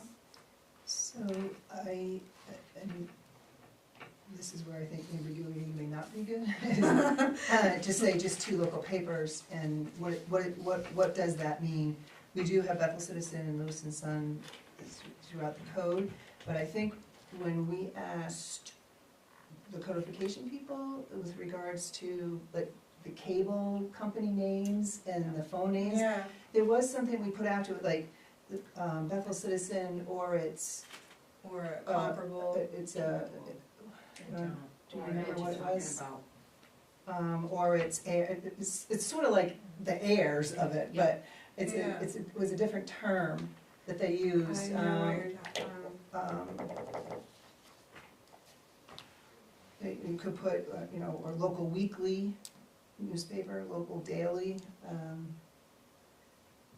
So you're wanting to maybe keep the Citizen And then the Sun just, Journal and add the term, or, whatever that term is. Or it's heirs or local. It Yeah. had to do with Ease. cable It ends in networks ease. and things like that. We used a term Yeah. that covered all of them. Yeah. Do you remember now? I I was don't. trying to. I think. do. I can look it up Yes, tomorrow when I I had, can I was do trying to Not think, but that's what it had to suppositories, do I've with. had too much stuff.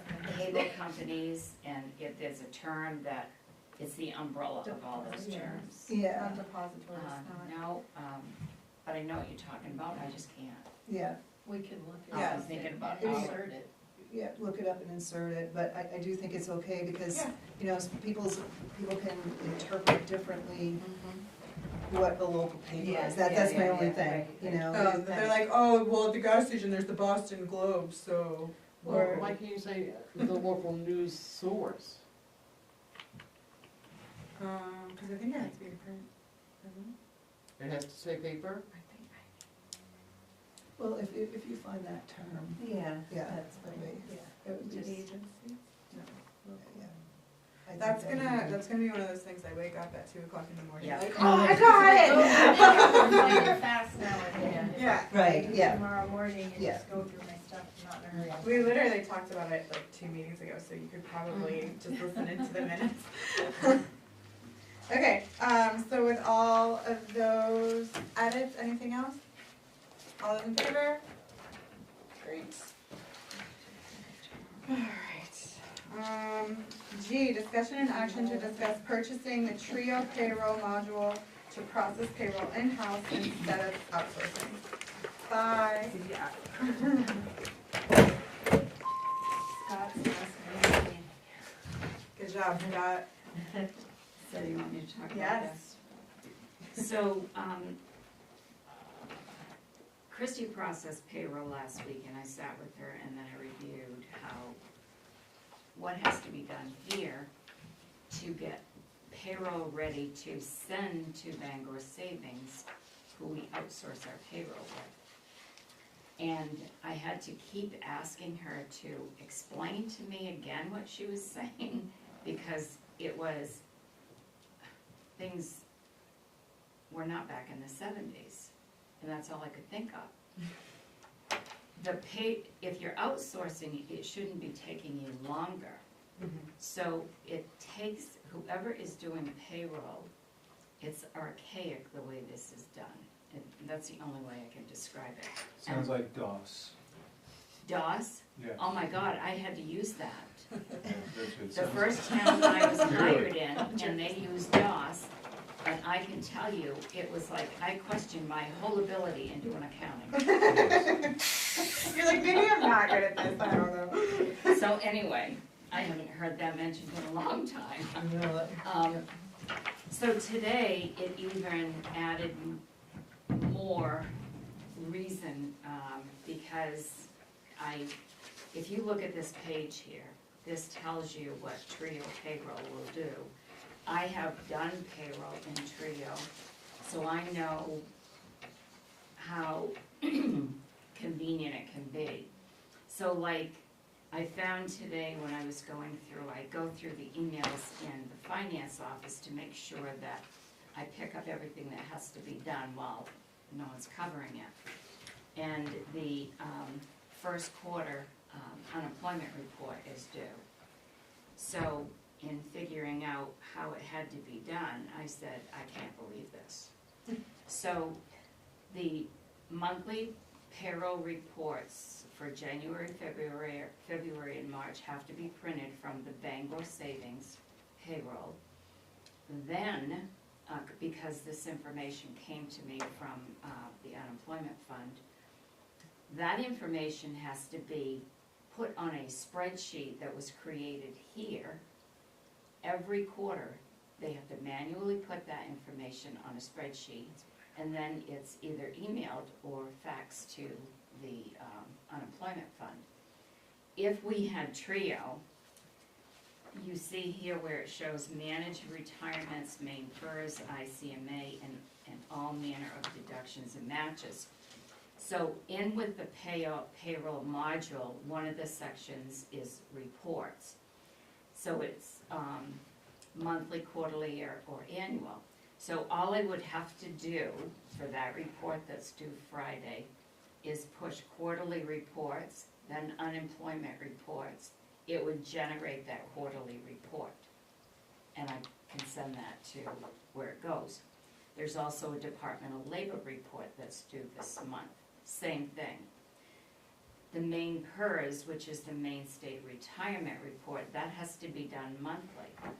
Because it's not right, we don't have the TRIO system, every month I would just push monthly main PERS. And that, that report generates, and it has all of the amounts that come out of everyone's check, and it tells us how much we have to send, because it comes right from the payroll system that we're using, instead of having to create a document. So that was just what I had today, but on, when I started reviewing this system, all of the information, it starts with the time cards, which it would anyway. The clerk would take the time cards, input right from the time sheets or time cards, the hours in the system. So if we got the payroll module, all the employees would have their own section in there. So we would go in and we would create the section where all employees are added. It would add their wage. It states here how it sets up pay categories for each employee. So if you are a select person, but you're also on rescue, we can set up the pay category for you as a select person, and this is the wage you get. You're paid quarterly, and if you're on rescue, whatever your wage is or whatever. If you're a highway worker and you're on rescue, or if you have several, if you're paid from several different areas in the town, that's all programmed in there. So when we get your payroll card, we go into your name and everything is in there. So I would just have to put that you worked 40 hours this week, put in 40 hours, your wage is already in there. Press the next step, it calculates the whole thing, and your payroll check is all processed. That's it. For every single employee. So now what has to be done is every payroll period, the first thing that has to be done is a journal, if you will, has to be printed from Bangor Savings. It has all the employees' names on it. Doesn't have wages or anything, just has their names. So the clerk takes the timesheet and the form, has to manually write the number of hours on this form, and from another sheet, she takes the wage of that person, uses a calculator to calculate that out on that form, and then inputs that into the Bangor Savings, because you can't put the hours in the wage, it has to be calculated out differently. So that's quite time consuming. And so then when that's all inputted, then they have to wait, because Amy used to always say, well, it's 10 o'clock, I've got everything in, but now I have to wait for them to check it all. So after it's all checked, then it would come back, then she has to balance it to see whether or not everything's balanced. Well, if we were doing that in TRIO, it would balance. So if it doesn't balance, then they have to go back in and see what they might have entered that was wrong, that's not balancing. Right now, Bangor Savings does the quarterly federal and state taxes that have to be done. They send those in for us, and they print off our W-2s at the end of the year. We would do that in-house with TRIO, but again, you click on the form, you're getting ready to do your quarterly federal and state reporting. You just go to that section and it prints out that document, and it pulls all of the taxes that you have to pay, and you know how much you have to pay. Those are also set up so that they're paid. The report generates it so that it's like an automatic payment. We set it up that way. So that doesn't take that long. I've done that before too. At the end of the year, when it's time to do the W-2s, you just go, excuse me, go in, and it's a step-by-step process to process the W-2s. We just have to buy the forms, we feed them through the printers, and it prints all the W-2s, and we mail them out from here, rather than Bangor Savings mailing them out. But believe me when I say, it will cut down the process tremendously on several different portions of it. All of the payroll interfaces with the budgetary. So like right now, when you sign the accounts payable warrant, we have usually 2 every meeting because it's 2 weeks. You will have a separate payroll warrant. That was one thing I kept saying when I came here. I said, well, where's the payroll warrant? And they were looking at me as if what you talking about, payroll warrant? Because you've never done payroll here through Trio. So you have a separate payroll warrant that lists everything out, and you sign that just like you do the AP warrant. So, right now we pay Bangor Savings $5,000 a year to do what they do. And the payroll module is, the biggest cost, like anything else, when you get a new module, is the setup. So the setup would be $10,412.50.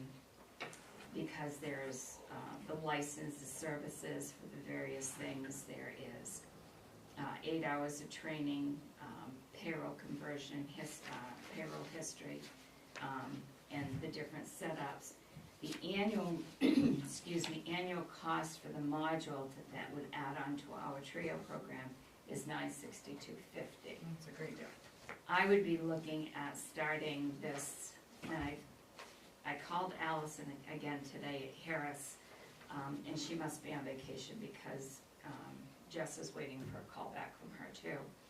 Because I was thinking that if we're right in the middle of a quarter, and not to mess up the quarterly reports that are sent from, the bank, we would start clean on the first quarter. Actually, it would be the third quarter, so July 1st, which would align us up right with our Trio contract is July to June, and it would line us up with our quarterly taxes. But the amount of time that it will take for the employee to do the inputting will be cut in half. That will lend more time for the person doing that work to do other things.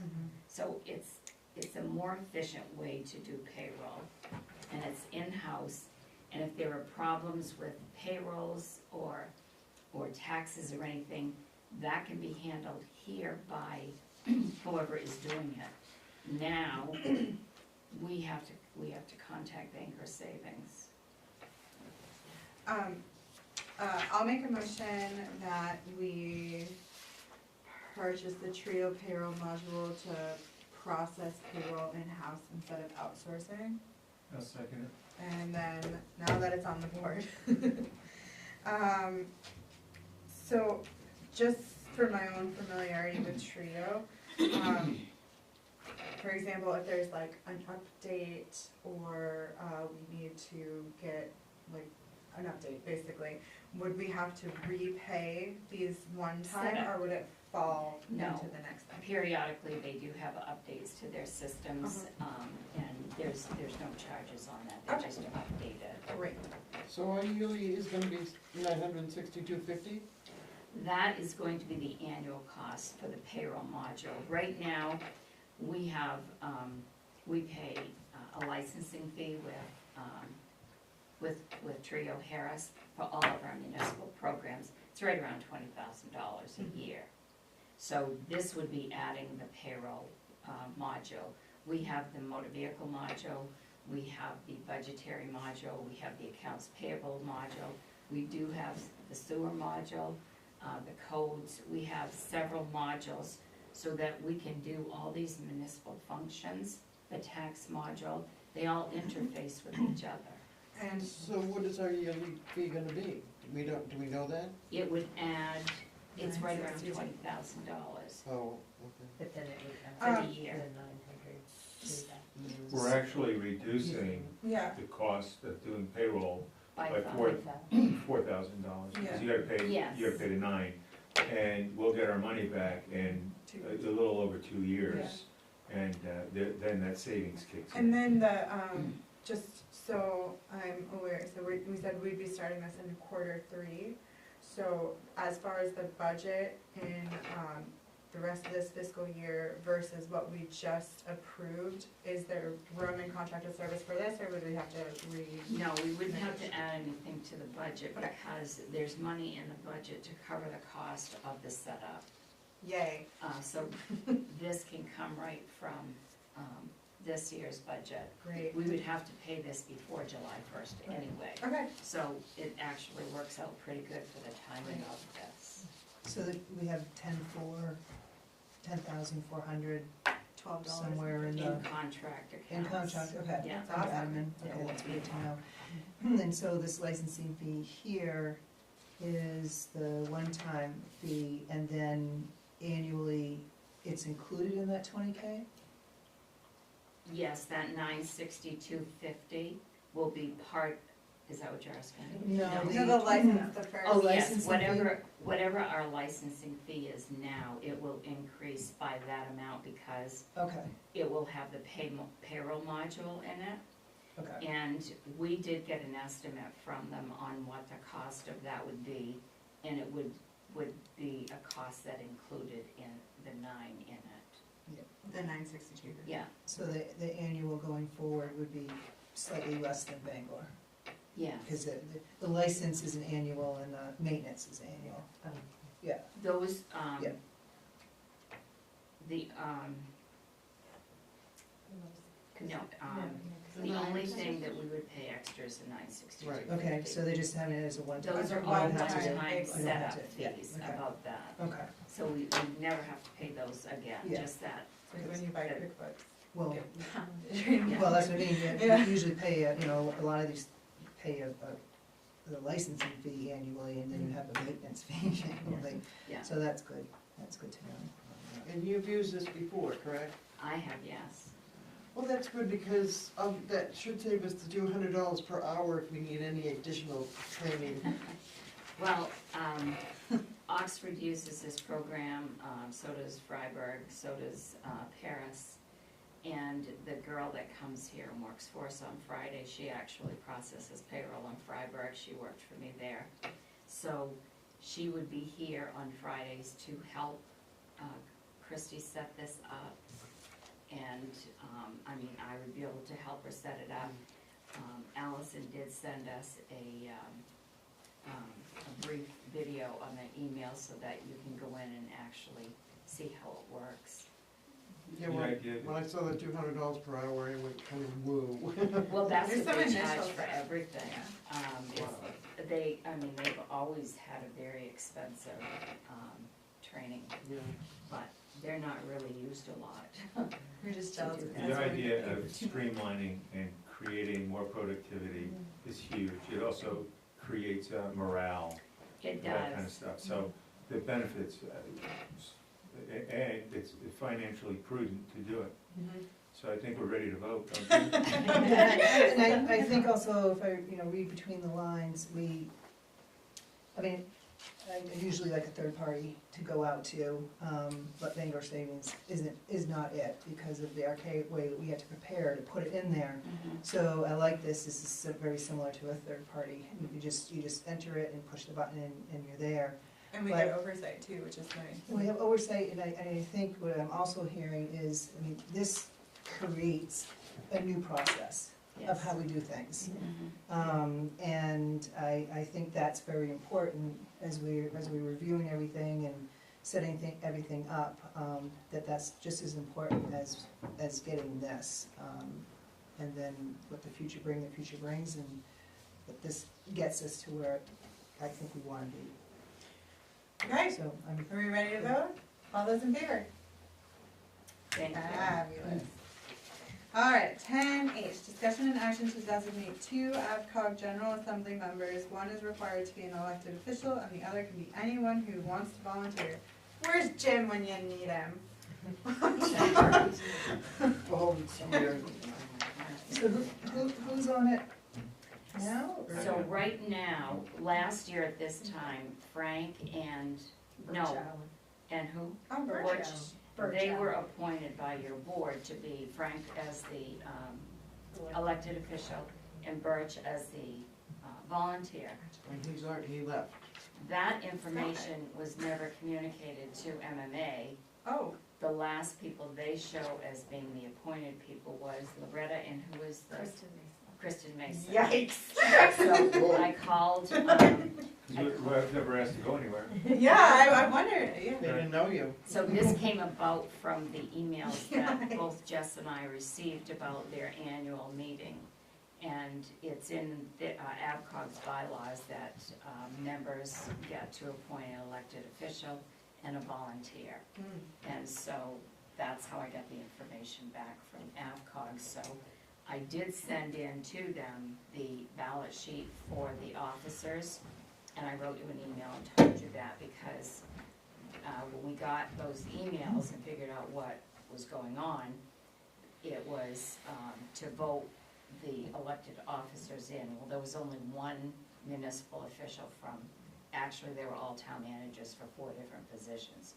Presidents, vice president, secretary, and treasurer. So I emailed that in, I wrote those in, emailed it in to AvCog, and I told them that we would be meeting tonight and you could appoint an elected and a volunteer, and then elected official, and then I will send her that information tomorrow so that she will have that. And the other thing she sent us is an updated sheet so that we can have all of our, they haven't had one of those for quite a while. It shows all of the elected officials' names, the department heads and all of that. And Jess will get that sent to them. So we'll be updated and current with AvCog now. Hooray. How can we appoint a volunteer? Well, Yeah. actually, you can also appoint an elected official can also be the volunteer. So you could have actually 2 select board members. It just states one has to be elected and the other one a volunteer, and it said any volunteer, so a select board member can be a volunteer, and I did clarify that with her as well. Jess, you wanna be an AvCog? Yeah. Worth a shot. Do you wanna do it again, Frank? I'd like to try it. I'd like to give it a go. I'll move to have Frank Del Duca as the elected official to the AvCog. I will second that. Any discussion? All those in favor? Bam. As for the volunteer, do any of you have interest? I'd like to nominate Sarah. Sarah? Oh, Sarah. I was thinking Sarah. As the volunteer. You don't have to take it. That's fine. No, I was thinking it'd be I interesting. thought you were. Do you wanna do it? Sure. Okay. Really? What I'll is second. it, I mean, what exactly does? We don't know. Great really. question. Well, I think we don't really know what. They have an annual meeting where they actually have a dinner and a luncheon, and they go over all of the annual events of the year. They have, during the course of the year, they have a lot of different training events that they have, and they're in Auburn. Where they're having their officers meeting is at the Martindale Country Club in Auburn. That's gonna be on the 24th. So you would be able to go there, and as a, 24th of April? yeah, And that's I'm in tails Florida. and Yes. gown, okay? I'm in Florida then, so Yeah. I won't be able So to make Sarah that. has to go. but they have different things throughout the year, and they'll send notification when they have different meetings, and whenever they have voting, then you have the opportunity to vote. Cool. Alright, I'll second Sarah. Yeah. Michelle already did. Oh, you did? Oh, sorry, Michelle. That's all right. All those in favor?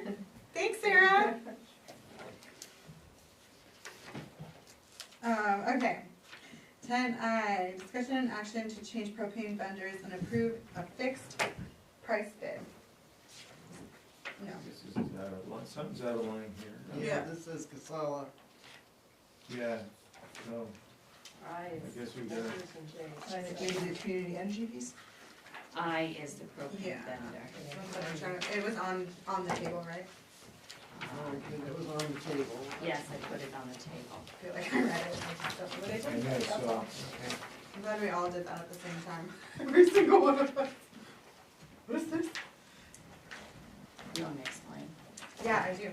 So as I told you in budget and in the select board meeting, I sent out a request to several companies who provide propane. Some responded right off. I just got a response 2 days ago or 3 days ago from another company that had not responded. They wanted to know if our Scott could take them around. That couldn't be until tomorrow. But I'm bringing you this one here for community energy because this price is good for 10 days. And it's $1.99. And the way this works is you can look at doing this or you can wait and we can, have the other vendor come in and they have to come in and look at the tanks to make sure they're up to code and everything. And then they will give us their price. So with community energy, they'll hold our price for 10 days for $1.99 a gallon. It will be until the fiscal year ends on June 30th, 2025. What they do is they purchase the usage, the amount of gallons that we use at that price of $1.99. So we could lock in now with community energy and pay that amount instead of paying $6. We do have to do the corrections to our 4 locations, but the other thing is, one location they cannot deliver to because it violates the code issues, and that's to the ambulance garage. We would have to stay with Suburban Propane at that location. Last delivery was $5.94 a gallon. Oh my God. And they won't come down on that just for, How do we correct that code violation? Yeah, I mean, it feels like we should. well, we can't, more land. because the reason we can't is the propane tank sits on leased land, and the airport, the railroad owns the land next to the ambulance building where the propane tank sits. So we pay $100 lease to the railroad to put that tank there. When I told Community Energy that was owned by the railroad, he said, well, that now creates another problem federally, because he said you cannot have a propane tank on someone else's property to feed your property. And because the railroad is federal, that goes into a separate code violation with that. And the tank can't be moved. Is that It's also, a new code? Or is that has been the standard for a long I time? don't know that. This, according to Dave, that's been there since the year 2000, and what Steve at Community Energy said was, it may not be that was the way it was back in the year 2000 when that happened. Would it be grandfathered then? No, they won't deliver to the tank where it is. The tank is also 3 feet closer to the building than what it's supposed to be. You mean you can't put the tank up against the building? It has to be, it was 10 feet? Correct. 10 feet. 10 feet from the generator. From the generator, right, and I it's see. not, it's only like 7 1/4 or something Correct. Can we like that. move the I have the generator? paper right here. Can we move the generator? No, it's the tank that we have, that they Well- won't fill because of the property. Well, Yeah. the first, It's all on the railroad's property on Thank that you. side of the Okay. road. Yeah, I just didn't know if you could like flip where the generator was, get I not hear what you're compliant, saying. yeah. But they can't put it there anyway because it's on the leased property. well, So well, you have to move it on the other side or Yeah. something, and you're saying you can't move it on the other side. and there's no room, there's no place to move it to. The reason they had to lease the land was so that they would have room For to parking. put a propane tank. So, yeah, I'd like to, did they provide you where you can't do it on leased land? Because I was like thinking about it, and I'm like, everything else you can do with a lease. You Yeah. can get a post office box, you can do Maybe it's a liability thing. anything. And I'm just wondering, I mean, that's a legal document of ownership, so to speak, is having a, you know, a proper lease. And, you know, maybe there's other factors, maybe it's that federal, because it's on federal property, the railroad, but I'd love for them to point it out to us that we can't be on leased property. So he didn't know this was on leased property when he first wrote to me about the problem, and I'll read that. And then when I called him to have him go over it, that was when I said that the tank was on leased property and owned by the railroad, and that's when he said, well, that creates another problem federally. So this was what he wrote after he inspected it, and he went with Scott to do this. Several code violations were found here. These would need to be rectified before Community Energy would set a tank. The tank is currently sitting about 7.5 feet from the generator, and the minimum is 10 feet. The second stage regulator needs to be a minimum of 5 feet from the generator, and it is piped away to be at 3 feet. Third, the structure surrounding the generator. I believe that generator needs 5 feet in a direction to combustibles. There is some wood framing within a few inches of the hot exhaust, which are a fire hazard. Also, the exhaust can accumulate in the area, which is bad for the generator and dangerous to inhale. So they would not be able to deliver What is that fuel for? Heat? the generator. For the generator? Yeah. So the only reason why that fuel's there is to generate, is to fuel the generator? Yes. Do we, and the generator is for power, electricity? Yes, and it heats, doesn't it keep the ambulances and everything, it heats it there, No, they have oil. okay, The only thing pretty sure the only thing that tank is serving is to run that generator. So you okay. just have to move the generator. So the, But they have the oil fill pipes on the other side of the So building that's in the in corner. case, so why did they need the generator though? power, Emergency. Emergency generator for power. Okay, Yeah. so that's what it is. power, Yeah. If the power goes out, so it wouldn't be needed unless it did. Correct. Which I guess we can't have a generator here because we don't have land to put it on either.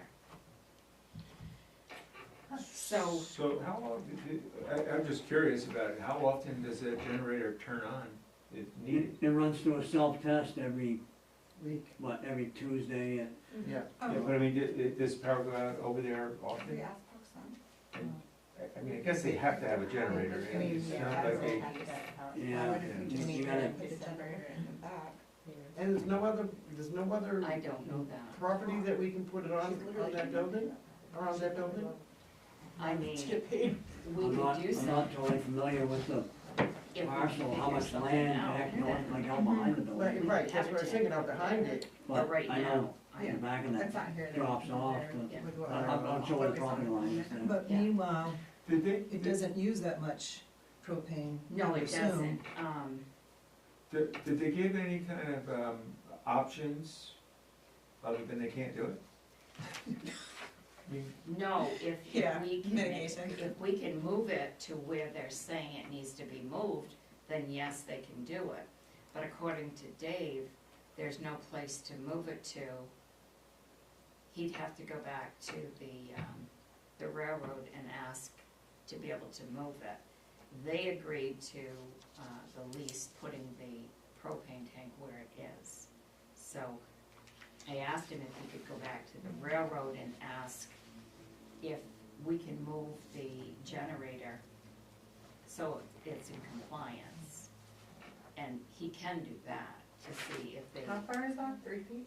yeah. Yeah, see, I mean, how, Couldn't it be But that this work big of a deal? the work isn't gonna be done anyway, like right now. They can start, as soon as, and there's something at all 4 locations that has to be done anyway. So they will work with Scott, because the 2 underground tanks have gotta come up anyway. But they will work with us to get the 2 underground tanks and above ground tanks are gonna be put in. Do we have an idea on what the initial installation costs will be? No, Do we have? there's no cost. Oh, to pull up the tanks? They don't charge you? Sick. We just have to, Okay. we have to have it excavated up, but they don't charge us to put tanks. Okay. And How much we would be fuel- renting those tanks though. How much fuel do we use on average a year? 5,500 gallons. propane. So I mean, like, Yeah. Scott just had a delivery at the garage, because we have a 1,000-gallon underground tank. 313 gallons, $1,800. Whoa. I mean, that's $5.94 a gallon. Suburban I'm laughing doesn't because I'm deserve. uncomfortable. Something, we really, Yeah. we really have to do something about that tank.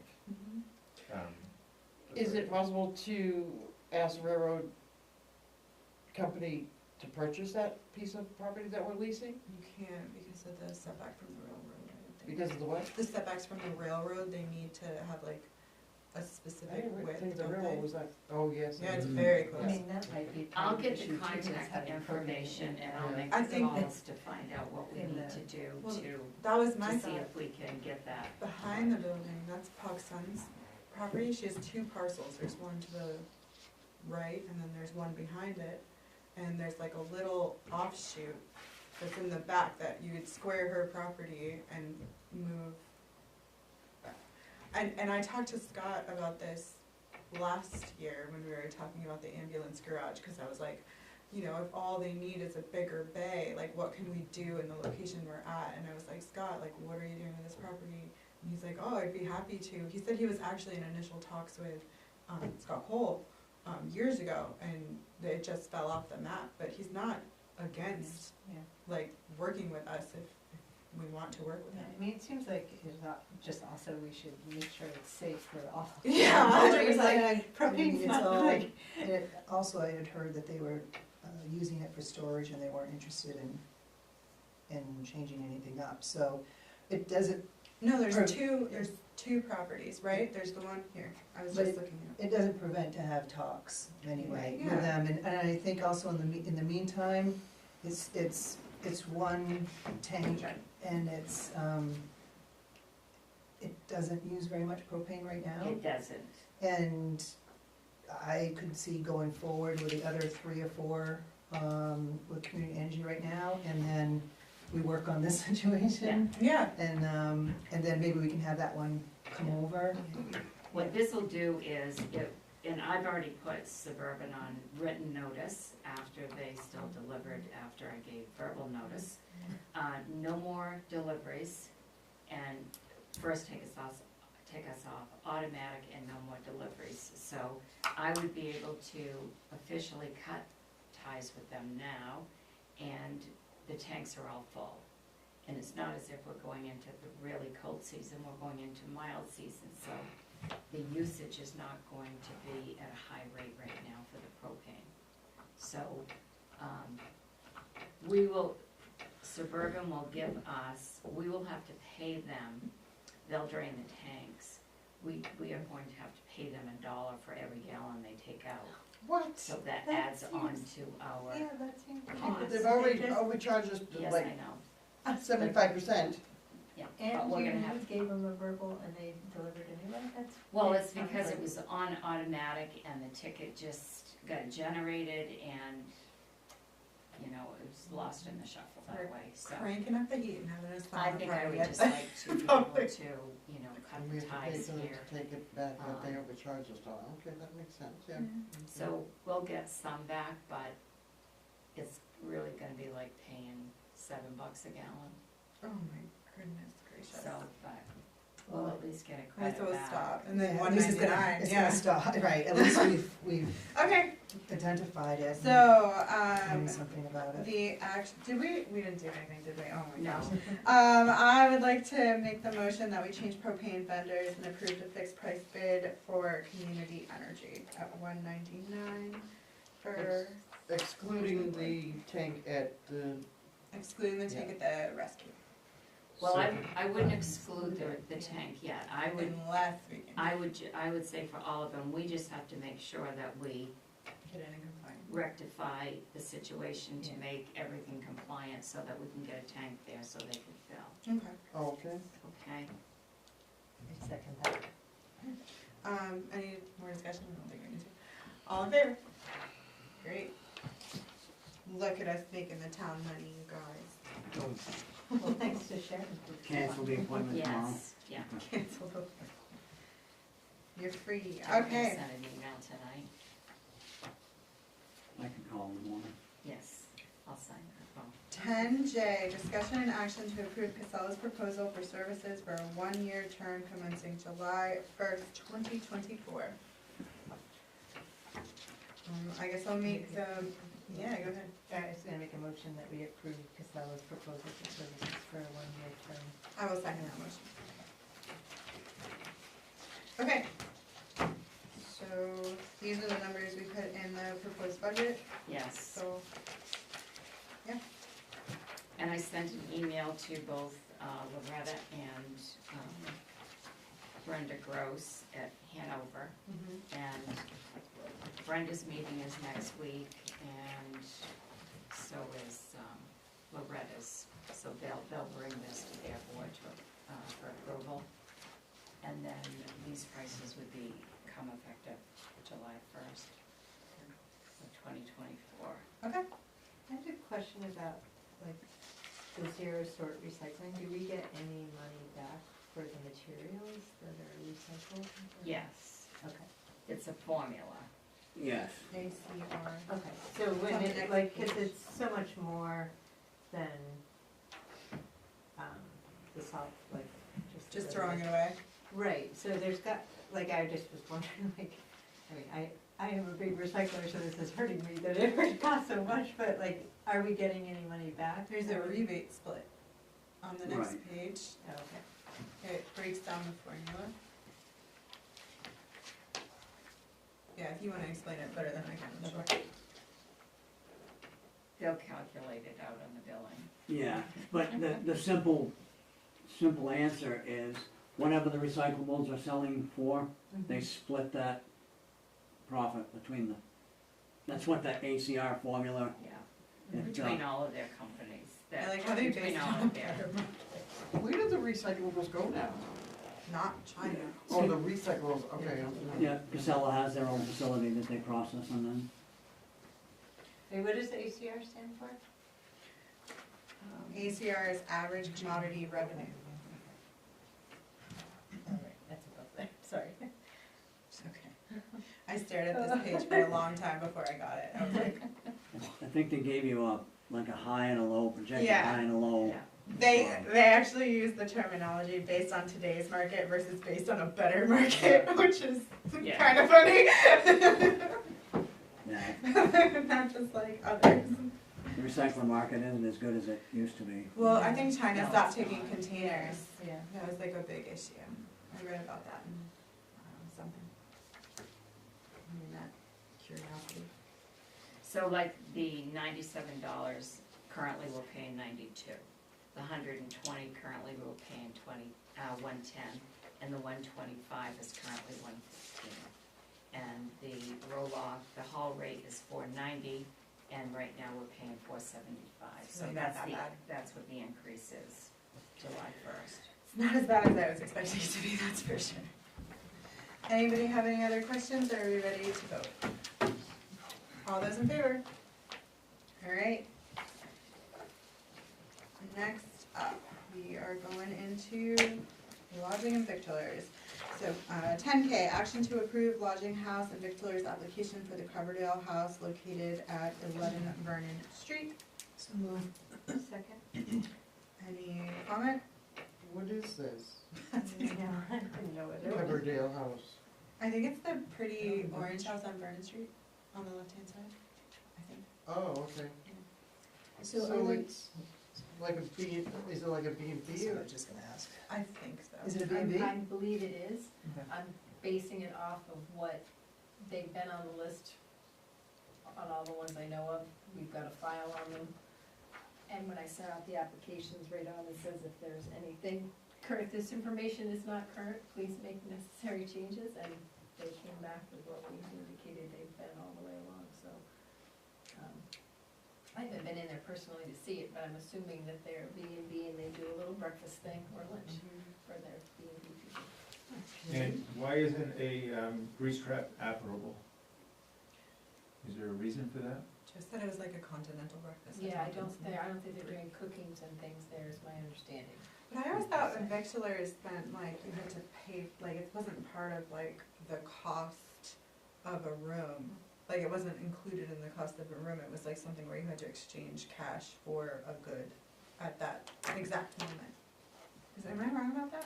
I honestly can't tell you, like I said, I've been basing this off of what the pricing Yeah, schedule yeah. we have and then what has been said with them. A few of them I had confirmed rooms and things, a number of rooms to make sure they fell into the right place.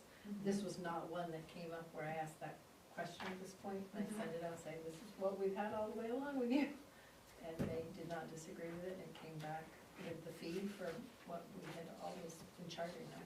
Okay, I'm just, Yeah. cause like yeah. It's food, usually, food, Right. vendors is with food, so. But it's yeah. like the exchange of money for food at that time and place, not typically like a continental breakfast that's included in your room stay, you know? It's not typically like, here's a muffin from the basket, or like, Yeah. my understanding is. Well, they're has also, to be they're also exchanged. renting rooms, so Yeah. there's,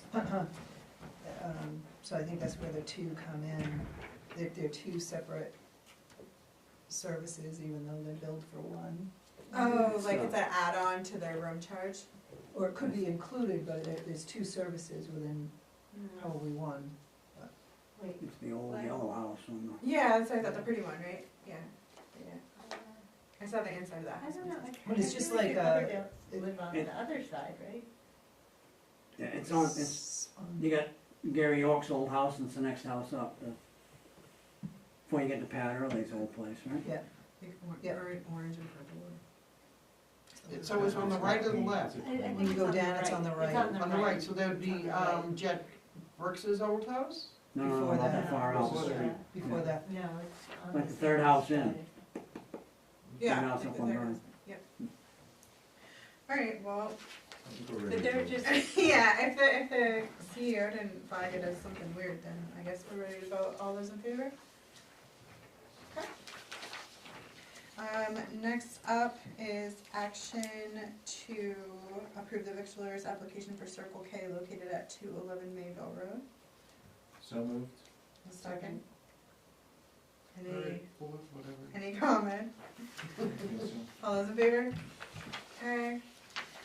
M, action to approve the victualler's application for the Gemini located at 96 Main Street. so moved. Okay. Second. Any comment? Alright, all those in favor? Action to approve the victualler's application for Frank's New York Diner, Crossroads Diner located at 24 Maple Road. So moved. I'll second. Any comment? All those in favor? One abstention? Yeah. Next up is action to approve the victualler's application for the Gem located at 48 Cross Street. So moved. I'll second it. Any comment? All those in favor? One abstention? Okay. Action to approve the victuallers and innkeepers application for the Bethel Inn located at 21 Broad Street. So moved. Second? I mean, the only thing that I noticed was like, it didn't say anything about cleaning the grease trap on this, it was just the hood, but they said they did it. I just, the invoice and the date are, Yeah, and unfortunately, when they sent it, it was ripped because the way it was in the envelope. yeah, those are two hood things, I'm pretty sure. See, hood and hood, 16 inch, there's probably two hoods, one in the upstairs, one in the downstairs bedrooms. But that was my only thing that I saw. I didn't see anything about a grease trap on the proof. Are you, okay, You see what I mean? yeah, Yeah. Alright. so we're just taking his word for it. Yeah, I guess some more. They didn't turn anything for that? That's what they sent for, when I requested it, I sent it to their, company headquarters in Massachusetts, and that's what they had sent. Why don't we not, like, Should we potentially get, proof Yeah. for that? So you wanna do it like you did Conditional? with Dunkin' Well, Donuts last time, conditional, and it's- talk to them? They could have done it in-house. Yeah, 100%. And then you just have You to just write, want we did it in-house. clarification. Yeah, You want we did it clarification. in-house, no big deal, just like you did. I do it Yeah. in-house. That's okay, Because if they have a date that they've done it, yeah. my assumption is they did it But in-house. it's dated the same invoice, yeah, the that's a- invoice for hood cleaning. See what I Oh. mean? Yeah, So I guess, yeah. yeah. They might just I not think understand what just clarify. Yeah, just clarify, cause that's a big restaurant. Yeah. Half of their menu is on fryer later, so. So are we doing it with Conditional. like we did Dunkin' Yeah, Donuts? please, yeah. So, conditional approval, all those in favor? Great. Cafe de Coco, action to approve the victuallers application for De Coco's located at 125 Main Street. I'll make the motion. I'll second Any questions? All those in favor? Okay.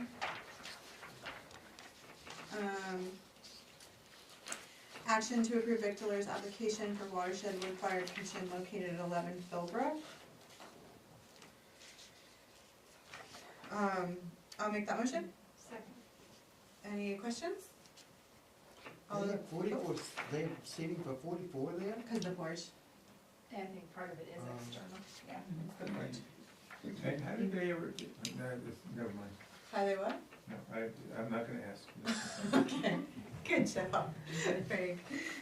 So Put are it they, in so a are they not on the? sewer? Are they on the sewer system? I would think so. Yeah. They have to be. Yeah. Oh, I'm sorry. I didn't see Oh, where they yeah, I did that. see. Is that what you're gonna ask? Just the parking. Yeah. 44 seats, where's your parking? Oh, They we have the had to 12 pass. and, yeah, I don't know. Mm. I'm not on the planning board anymore.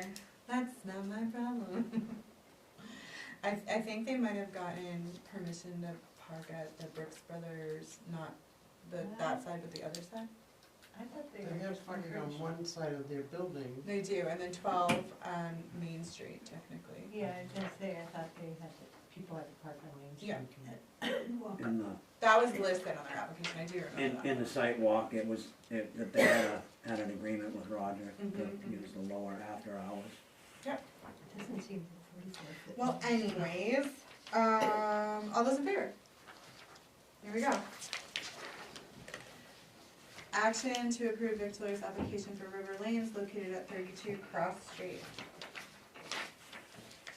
So moved. I'll second. Second.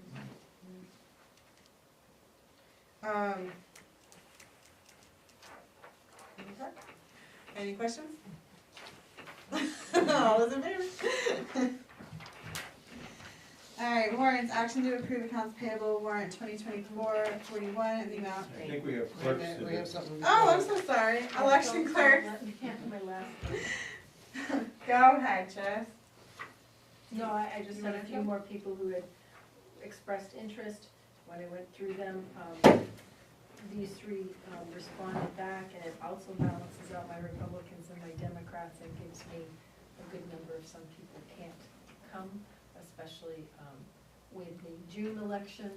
We are having to run two election tabulators because the state and the town election don't piggyback on the same equipment. And we'll have 3 different ballots to hand out, because you're gonna have the local ballot, you're gonna have the state primary ballot, and you're gonna have the ballot for the school budget.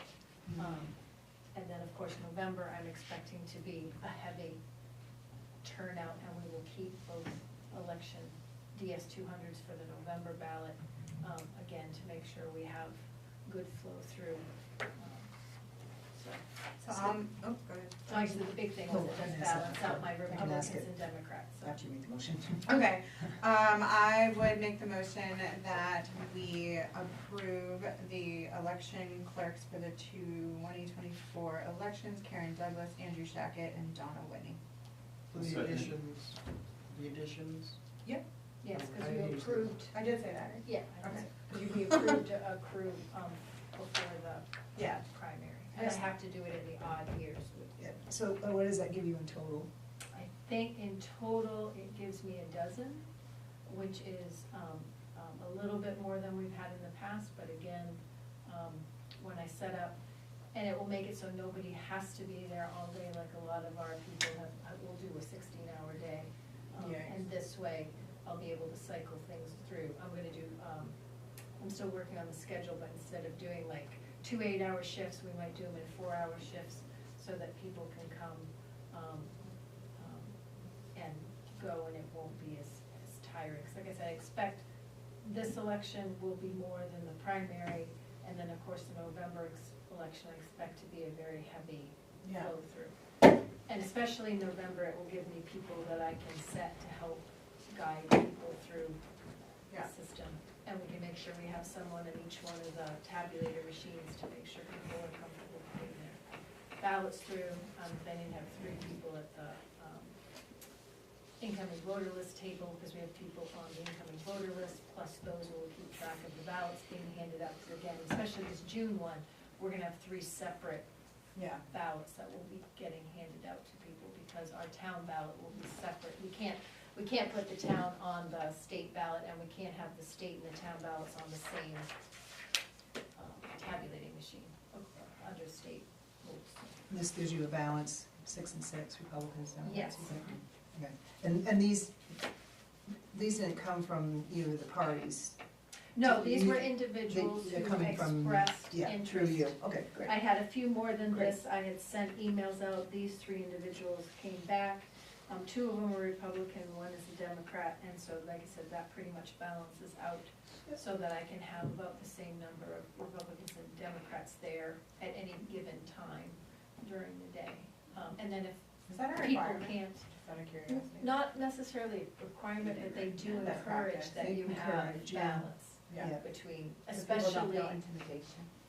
Especially at the end of the day, when you're tallying things, they do like to have, Oh, one yeah, for yeah, each yeah. party. Oh, yeah, overseeing. I forgot about the tally thing. Yeah. Yeah, gotcha. And sometimes they come right from the party, or from the caucus, and. Yes, these were But these came from the individuals. clerk, yeah. Great. Were who came and expressed, interest. These are the 3 that I haven't trained yet, and I will get them trained before the June election. The only change in the June election will, for all of the clerks, will be the fact that we'll have that extra tabulating machine, and the fact that we'll have 3 ballots instead of 2 like we did last year, because of the state primary. Okay, awesome. All those in favor? Done. Thanks, Jess. Who motioned and who seconded? I don't think we did. I know I seconded it. Me and Frank. Okay. And then I I don't got to remember. talking, so I didn't. I just remember what I did. Thank you. I don't even remember what I did, so that makes you feel better. At least you got that going for you, Frank. Warrants, action and approve accounts payable warrant 2024-41 in the amount of $204,536.62. Did you wanna say something about this one in particular, since we don't have two? We only have one this time, it's a combination of both weeks. This was Christie's first time doing it by herself, and she was on vacation part of last week. So she combined everything for 2 weeks into 1 week's warrant. So that's why you're not voting on two. Okay. So, where does it say that, like on it, just for like record keeping purposes? Where does it say that? Doesn't say what? Just like in a journal, like that it's 2 weeks instead of 1? Or It it doesn't matter? It doesn't matter. So just the You next can one? actually have. So the next one we'll just move on to 2024-42? Yeah. Just, okay, cool. And usually there's a cover sheet, right? Yeah, that's what I So was that's wondering. probably what. Yeah. That's what I was What talking is, about, what covers. is ice control? Is that the Salt. sand and salt? That's, Ice control, sand and salt? Salt. Salt? Was Can I it ask like, who is Christine I Brown? know what you mean, when you mix it in with the sand. Who is Christine Brown? We're paying your cell phone for Christine Brown? Oh, Kristen. Kristen. That's Christian. a male? Christian. Oh, Chris? Okay. Christian Brown, he's down at he's on call at the, wastewater. Oh, okay. And the other question is, on page 4, the suburban propane, that's not the last delivery, right? Because you said the last delivery was 300 and something gallons, and it was $700, and this was $1,800? No, she said 18. She said 18. Oh, she did? Yeah. Where did I get 700? Oh, I don't know. Just blocking out. Well, I had a question just above that about the basketball awards, $716 for what, for like trophies or? That's, yes. Yeah, it says Asian? awards. That's a lot of money. Sorry. But It was trophies that were for the basketball program for the championships at the end of the season.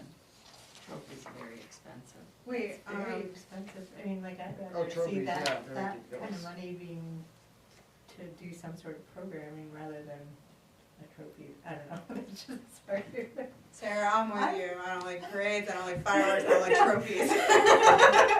I love recreation and getting kids active, but like, that seems like a. So, have to look at what is stuff the, to go on the is shelf. this coming out of, Nate's budget? This is a recreation budget. Rec budget? So, I mean, I think we'd have to look at the invoice, maybe it's the end of the year where they give an award to everyone, I don't know. it's just Disgusting. one sport, it's one of the sports that, I don't know, that's a big chunk of. And plus they take registration fees too to help offset some of this It's stuff where too, all the other sports take their vengeance for being really expensive. In basketball, you just need like shorts and shoes. No, So they're like, haha. basketball was not the high. Expensive? Didn't we get a breakdown of all the sports? Oh, no, thought I just meant to basketball- play. Maybe, I know, I Alright, know it's baseball. does anybody have any other questions? Yes, I do, I'm not sure what page it is, it's kind of in the middle, but it's third from the last. These numbers are off the top, I think. Thank you, page 5, Okay. almost midway down, it's number 839, Medicare ambulance, it has $100. That's a support charge that when they, It's for the it's a paramedic. paramedic and intercept, when they, we pay Medicare $100 whenever they have to come on and help us. We don't have the certification. We are. That's what it is. Right, if you don't and, have it. it's part of the things we wanna look at that, you know, in the department when we look at that stuff. Yeah. And this is, because it's a paramedic, are we able to bill, even though it's not one of our paramedics, are we able to bill out for that? No. No? We Okay. don't. That's Darren Tripp's, the bane of his existence. He'll talk to you for $900 on that if you want. Well, that's what I wanna learn more. I believe we can bill out for advanced EMT and paramedics, but it may be something if it's not on our payroll, you I know what I think it's a mean? mutual aid. portion of it, like when we call them for? No. No, it's not No, it's not W.H.A.T, it's when we don't have the certification, like when Dave works at night. Yeah. And, you know, there's an assessment of whatever the emergency is, and they assess that it needs paramedic.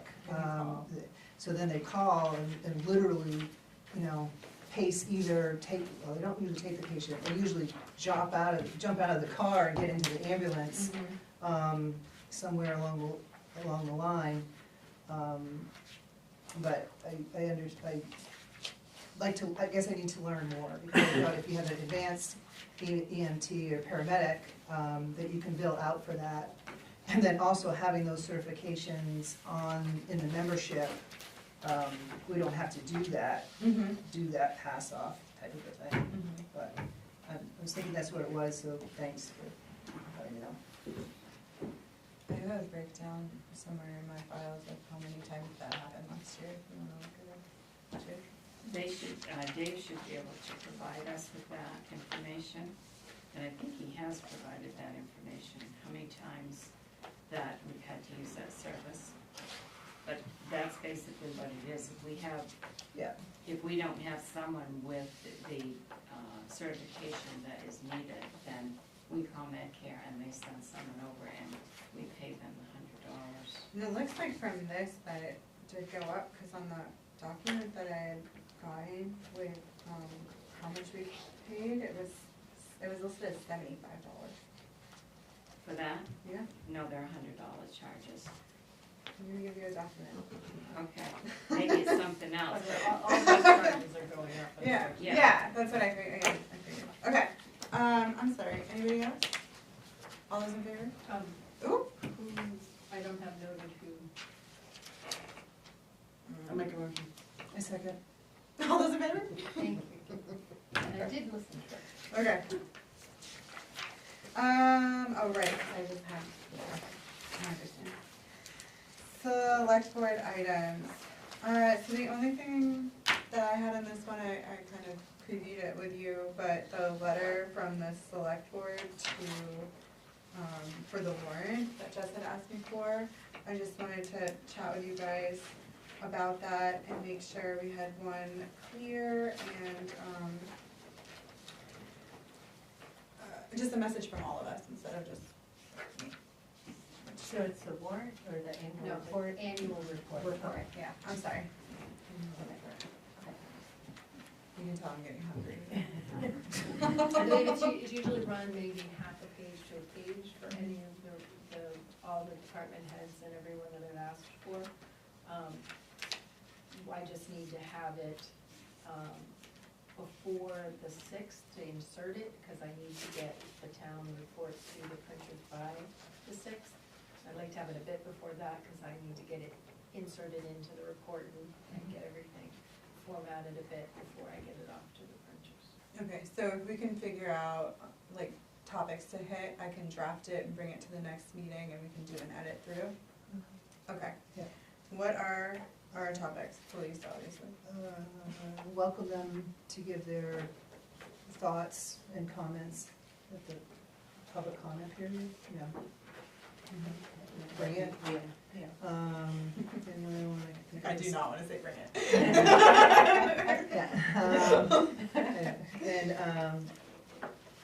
And volunteerism, you know.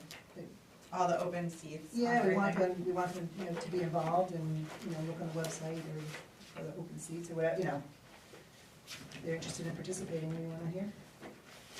Okay, that's great. To keep in mind. But did you want things that we thought we had? So I think typically what Jess had described to me is that, and I am totally guilty for never reading these things, so I have no idea what the makeup usually is, but what was described to me is that you do kind of like a roundup of what we've been working on this year, like the kind of items that we're trying to address, and just like a quick summary. Yeah, I mean, like I said, generally it's been a half a page to a page from the board. I think the different things, I mean, Lloyd did it last 2 years, 3 years ago or whatever. I mean, it's really whatever you wanna do in that space to communicate to the town? I mean, it's not a huge amount of space Yeah. to do it, but. One of the most important things we've done this year is hire, Yeah. Sharon. Sharon Jackson. That's what I was And thinking. We just want a picture of Sharon Yeah. as a half page. No, really, that's Our what I Lord. was thinking. After that, it's the work that Sharon's been doing Yeah. has changed the direction, our direction completely. And we might not be at the beginning of it, but we're at the beginning of Some shifts. getting the town, the operations of the town in line with the ordinance, the code and state statute. I'm assuming you can include a hope for the future too. Yeah, so there's, But what you plan to do. So just like everything that we're doing now will be like a good I foundation. would generalize a little bit, Yeah. without getting into the Always. rabbit holes, but, you know, but I think that's the biggest thing we're doing this year. Focusing on And- operations. And we're at the beginning of it, starting with the budget, which is, I think is a perfect place to start, because this is where the stuff is found, you know, to make the corrections. Also, we're thankful to have Sharon to help. Yeah, help us. Give us more direction. So actually, we hired a new town manager, and we have we're in a change mode, getting focused on, I said it already, I don't have to say it again. I get what you're saying, Frank. And we're not done yet. There's more to come, there's more work to be done Right, after right, this. and we're gonna. I think that's a very fair way to end the day. And we're gonna continue. And can I ask one, do we address the Sharon issue as far as her staying on longer? Can we tell everyone you're staying till January? That would be such a lovely I surprise. think if I heard Sharon right, she was gonna stay until this process is done. Everything is perfect. If I heard you right, that there was a challenge Yeah, of 'cause- getting us Yeah. in the process done correctly. And you started with the budget, and I think you've been very impressive, and, Extremely I impressive. think our direction is gonna come from you anyway, of how much more work needs to be done and how long it's gonna take you to do that. Yeah, So Sharon, we're I just don't gonna think, call you when you're not working. But she has offered to stay until the end of December, but don't we, We- as we- a board, have to accept that? We don't have to accept that. That's an executive session. We can just keep going along the way we are, if that's okay. I will Okay, not leave you. that's what I heard in the past. Yeah. It's, all right, I thought, nothing okay, different. I just Okay. wanted to clarify that. Great, I have plenty to go from. I'll draft up a little half letter and we get back. Okay? And you'll email that to us? I can, Because yeah, I'll do pick you want me that to? up while I'm, 100%, yeah, yep, yeah. totally. And I can give you my 2 cents by email. Okay. You don't have to rake me over the coals in public, thanks, man. Alright, anybody I else? make a have motion select- to we adjourn. No, Okay. not even close, lady. Do we have to do an executive session? Yes, But we have to adjourn this one first, don't we? no, No, we don't, okay. You just go right. you adjourn an executive session and then we have to Okay. adjourn here. When I get Does there. anybody else have select board items? I have something. I just, I happened to, come across pickleball, which I really didn't know what pickleball was until 2 nights ago. And there are a lot of very nice people in Bethel playing pickleball, and very inviting to like people who have no idea what pickleball is. Mm-hmm. And so really got to see firsthand the value of the rec department and what they're bringing to the town. And it makes our town, it brings value to the town. And I just like to recognize that, and that this board member got to experience it firsthand. Did you play pickleball? Yes, Was it fun? it was fun. and It it's a always good looks time, like yeah. fun. It's good exercise, it has a lot of benefits. Yeah. And today I was at the airport, And I watched a jet come in and land, and it was absolutely beautiful. And there is a commerce going on through our airport that is hard to imagine sometimes. Being in a little town with our businesses and different things going on, but there is a lot of that, when people come in here and talk about a highway, another form of transportation into Bethel, it is a very true statement. That airport is bringing in money, investment, and access to our area that is benefiting Oxford County and benefiting Maine. Being able to have that little airport over there, it is doing big things. And I saw it with my own eyes, watching this multi-million-dollar plane come in, fly in so beautifully, and have the facility to be able to put that plane in here safely and securely. Absolutely phenomenal. And thinking about having those type of airplanes out on an airfield, the regulation and some of the restrictions to that airport are necessary. If you see all of this stuff going on there, you see these airplanes coming in and out, and the responsibility that's placed there, the value of it all. So anyway, that's what I saw, and so it kind of made a full circle from just playing pickleball to something that is so sophisticated as these jet airplanes coming in.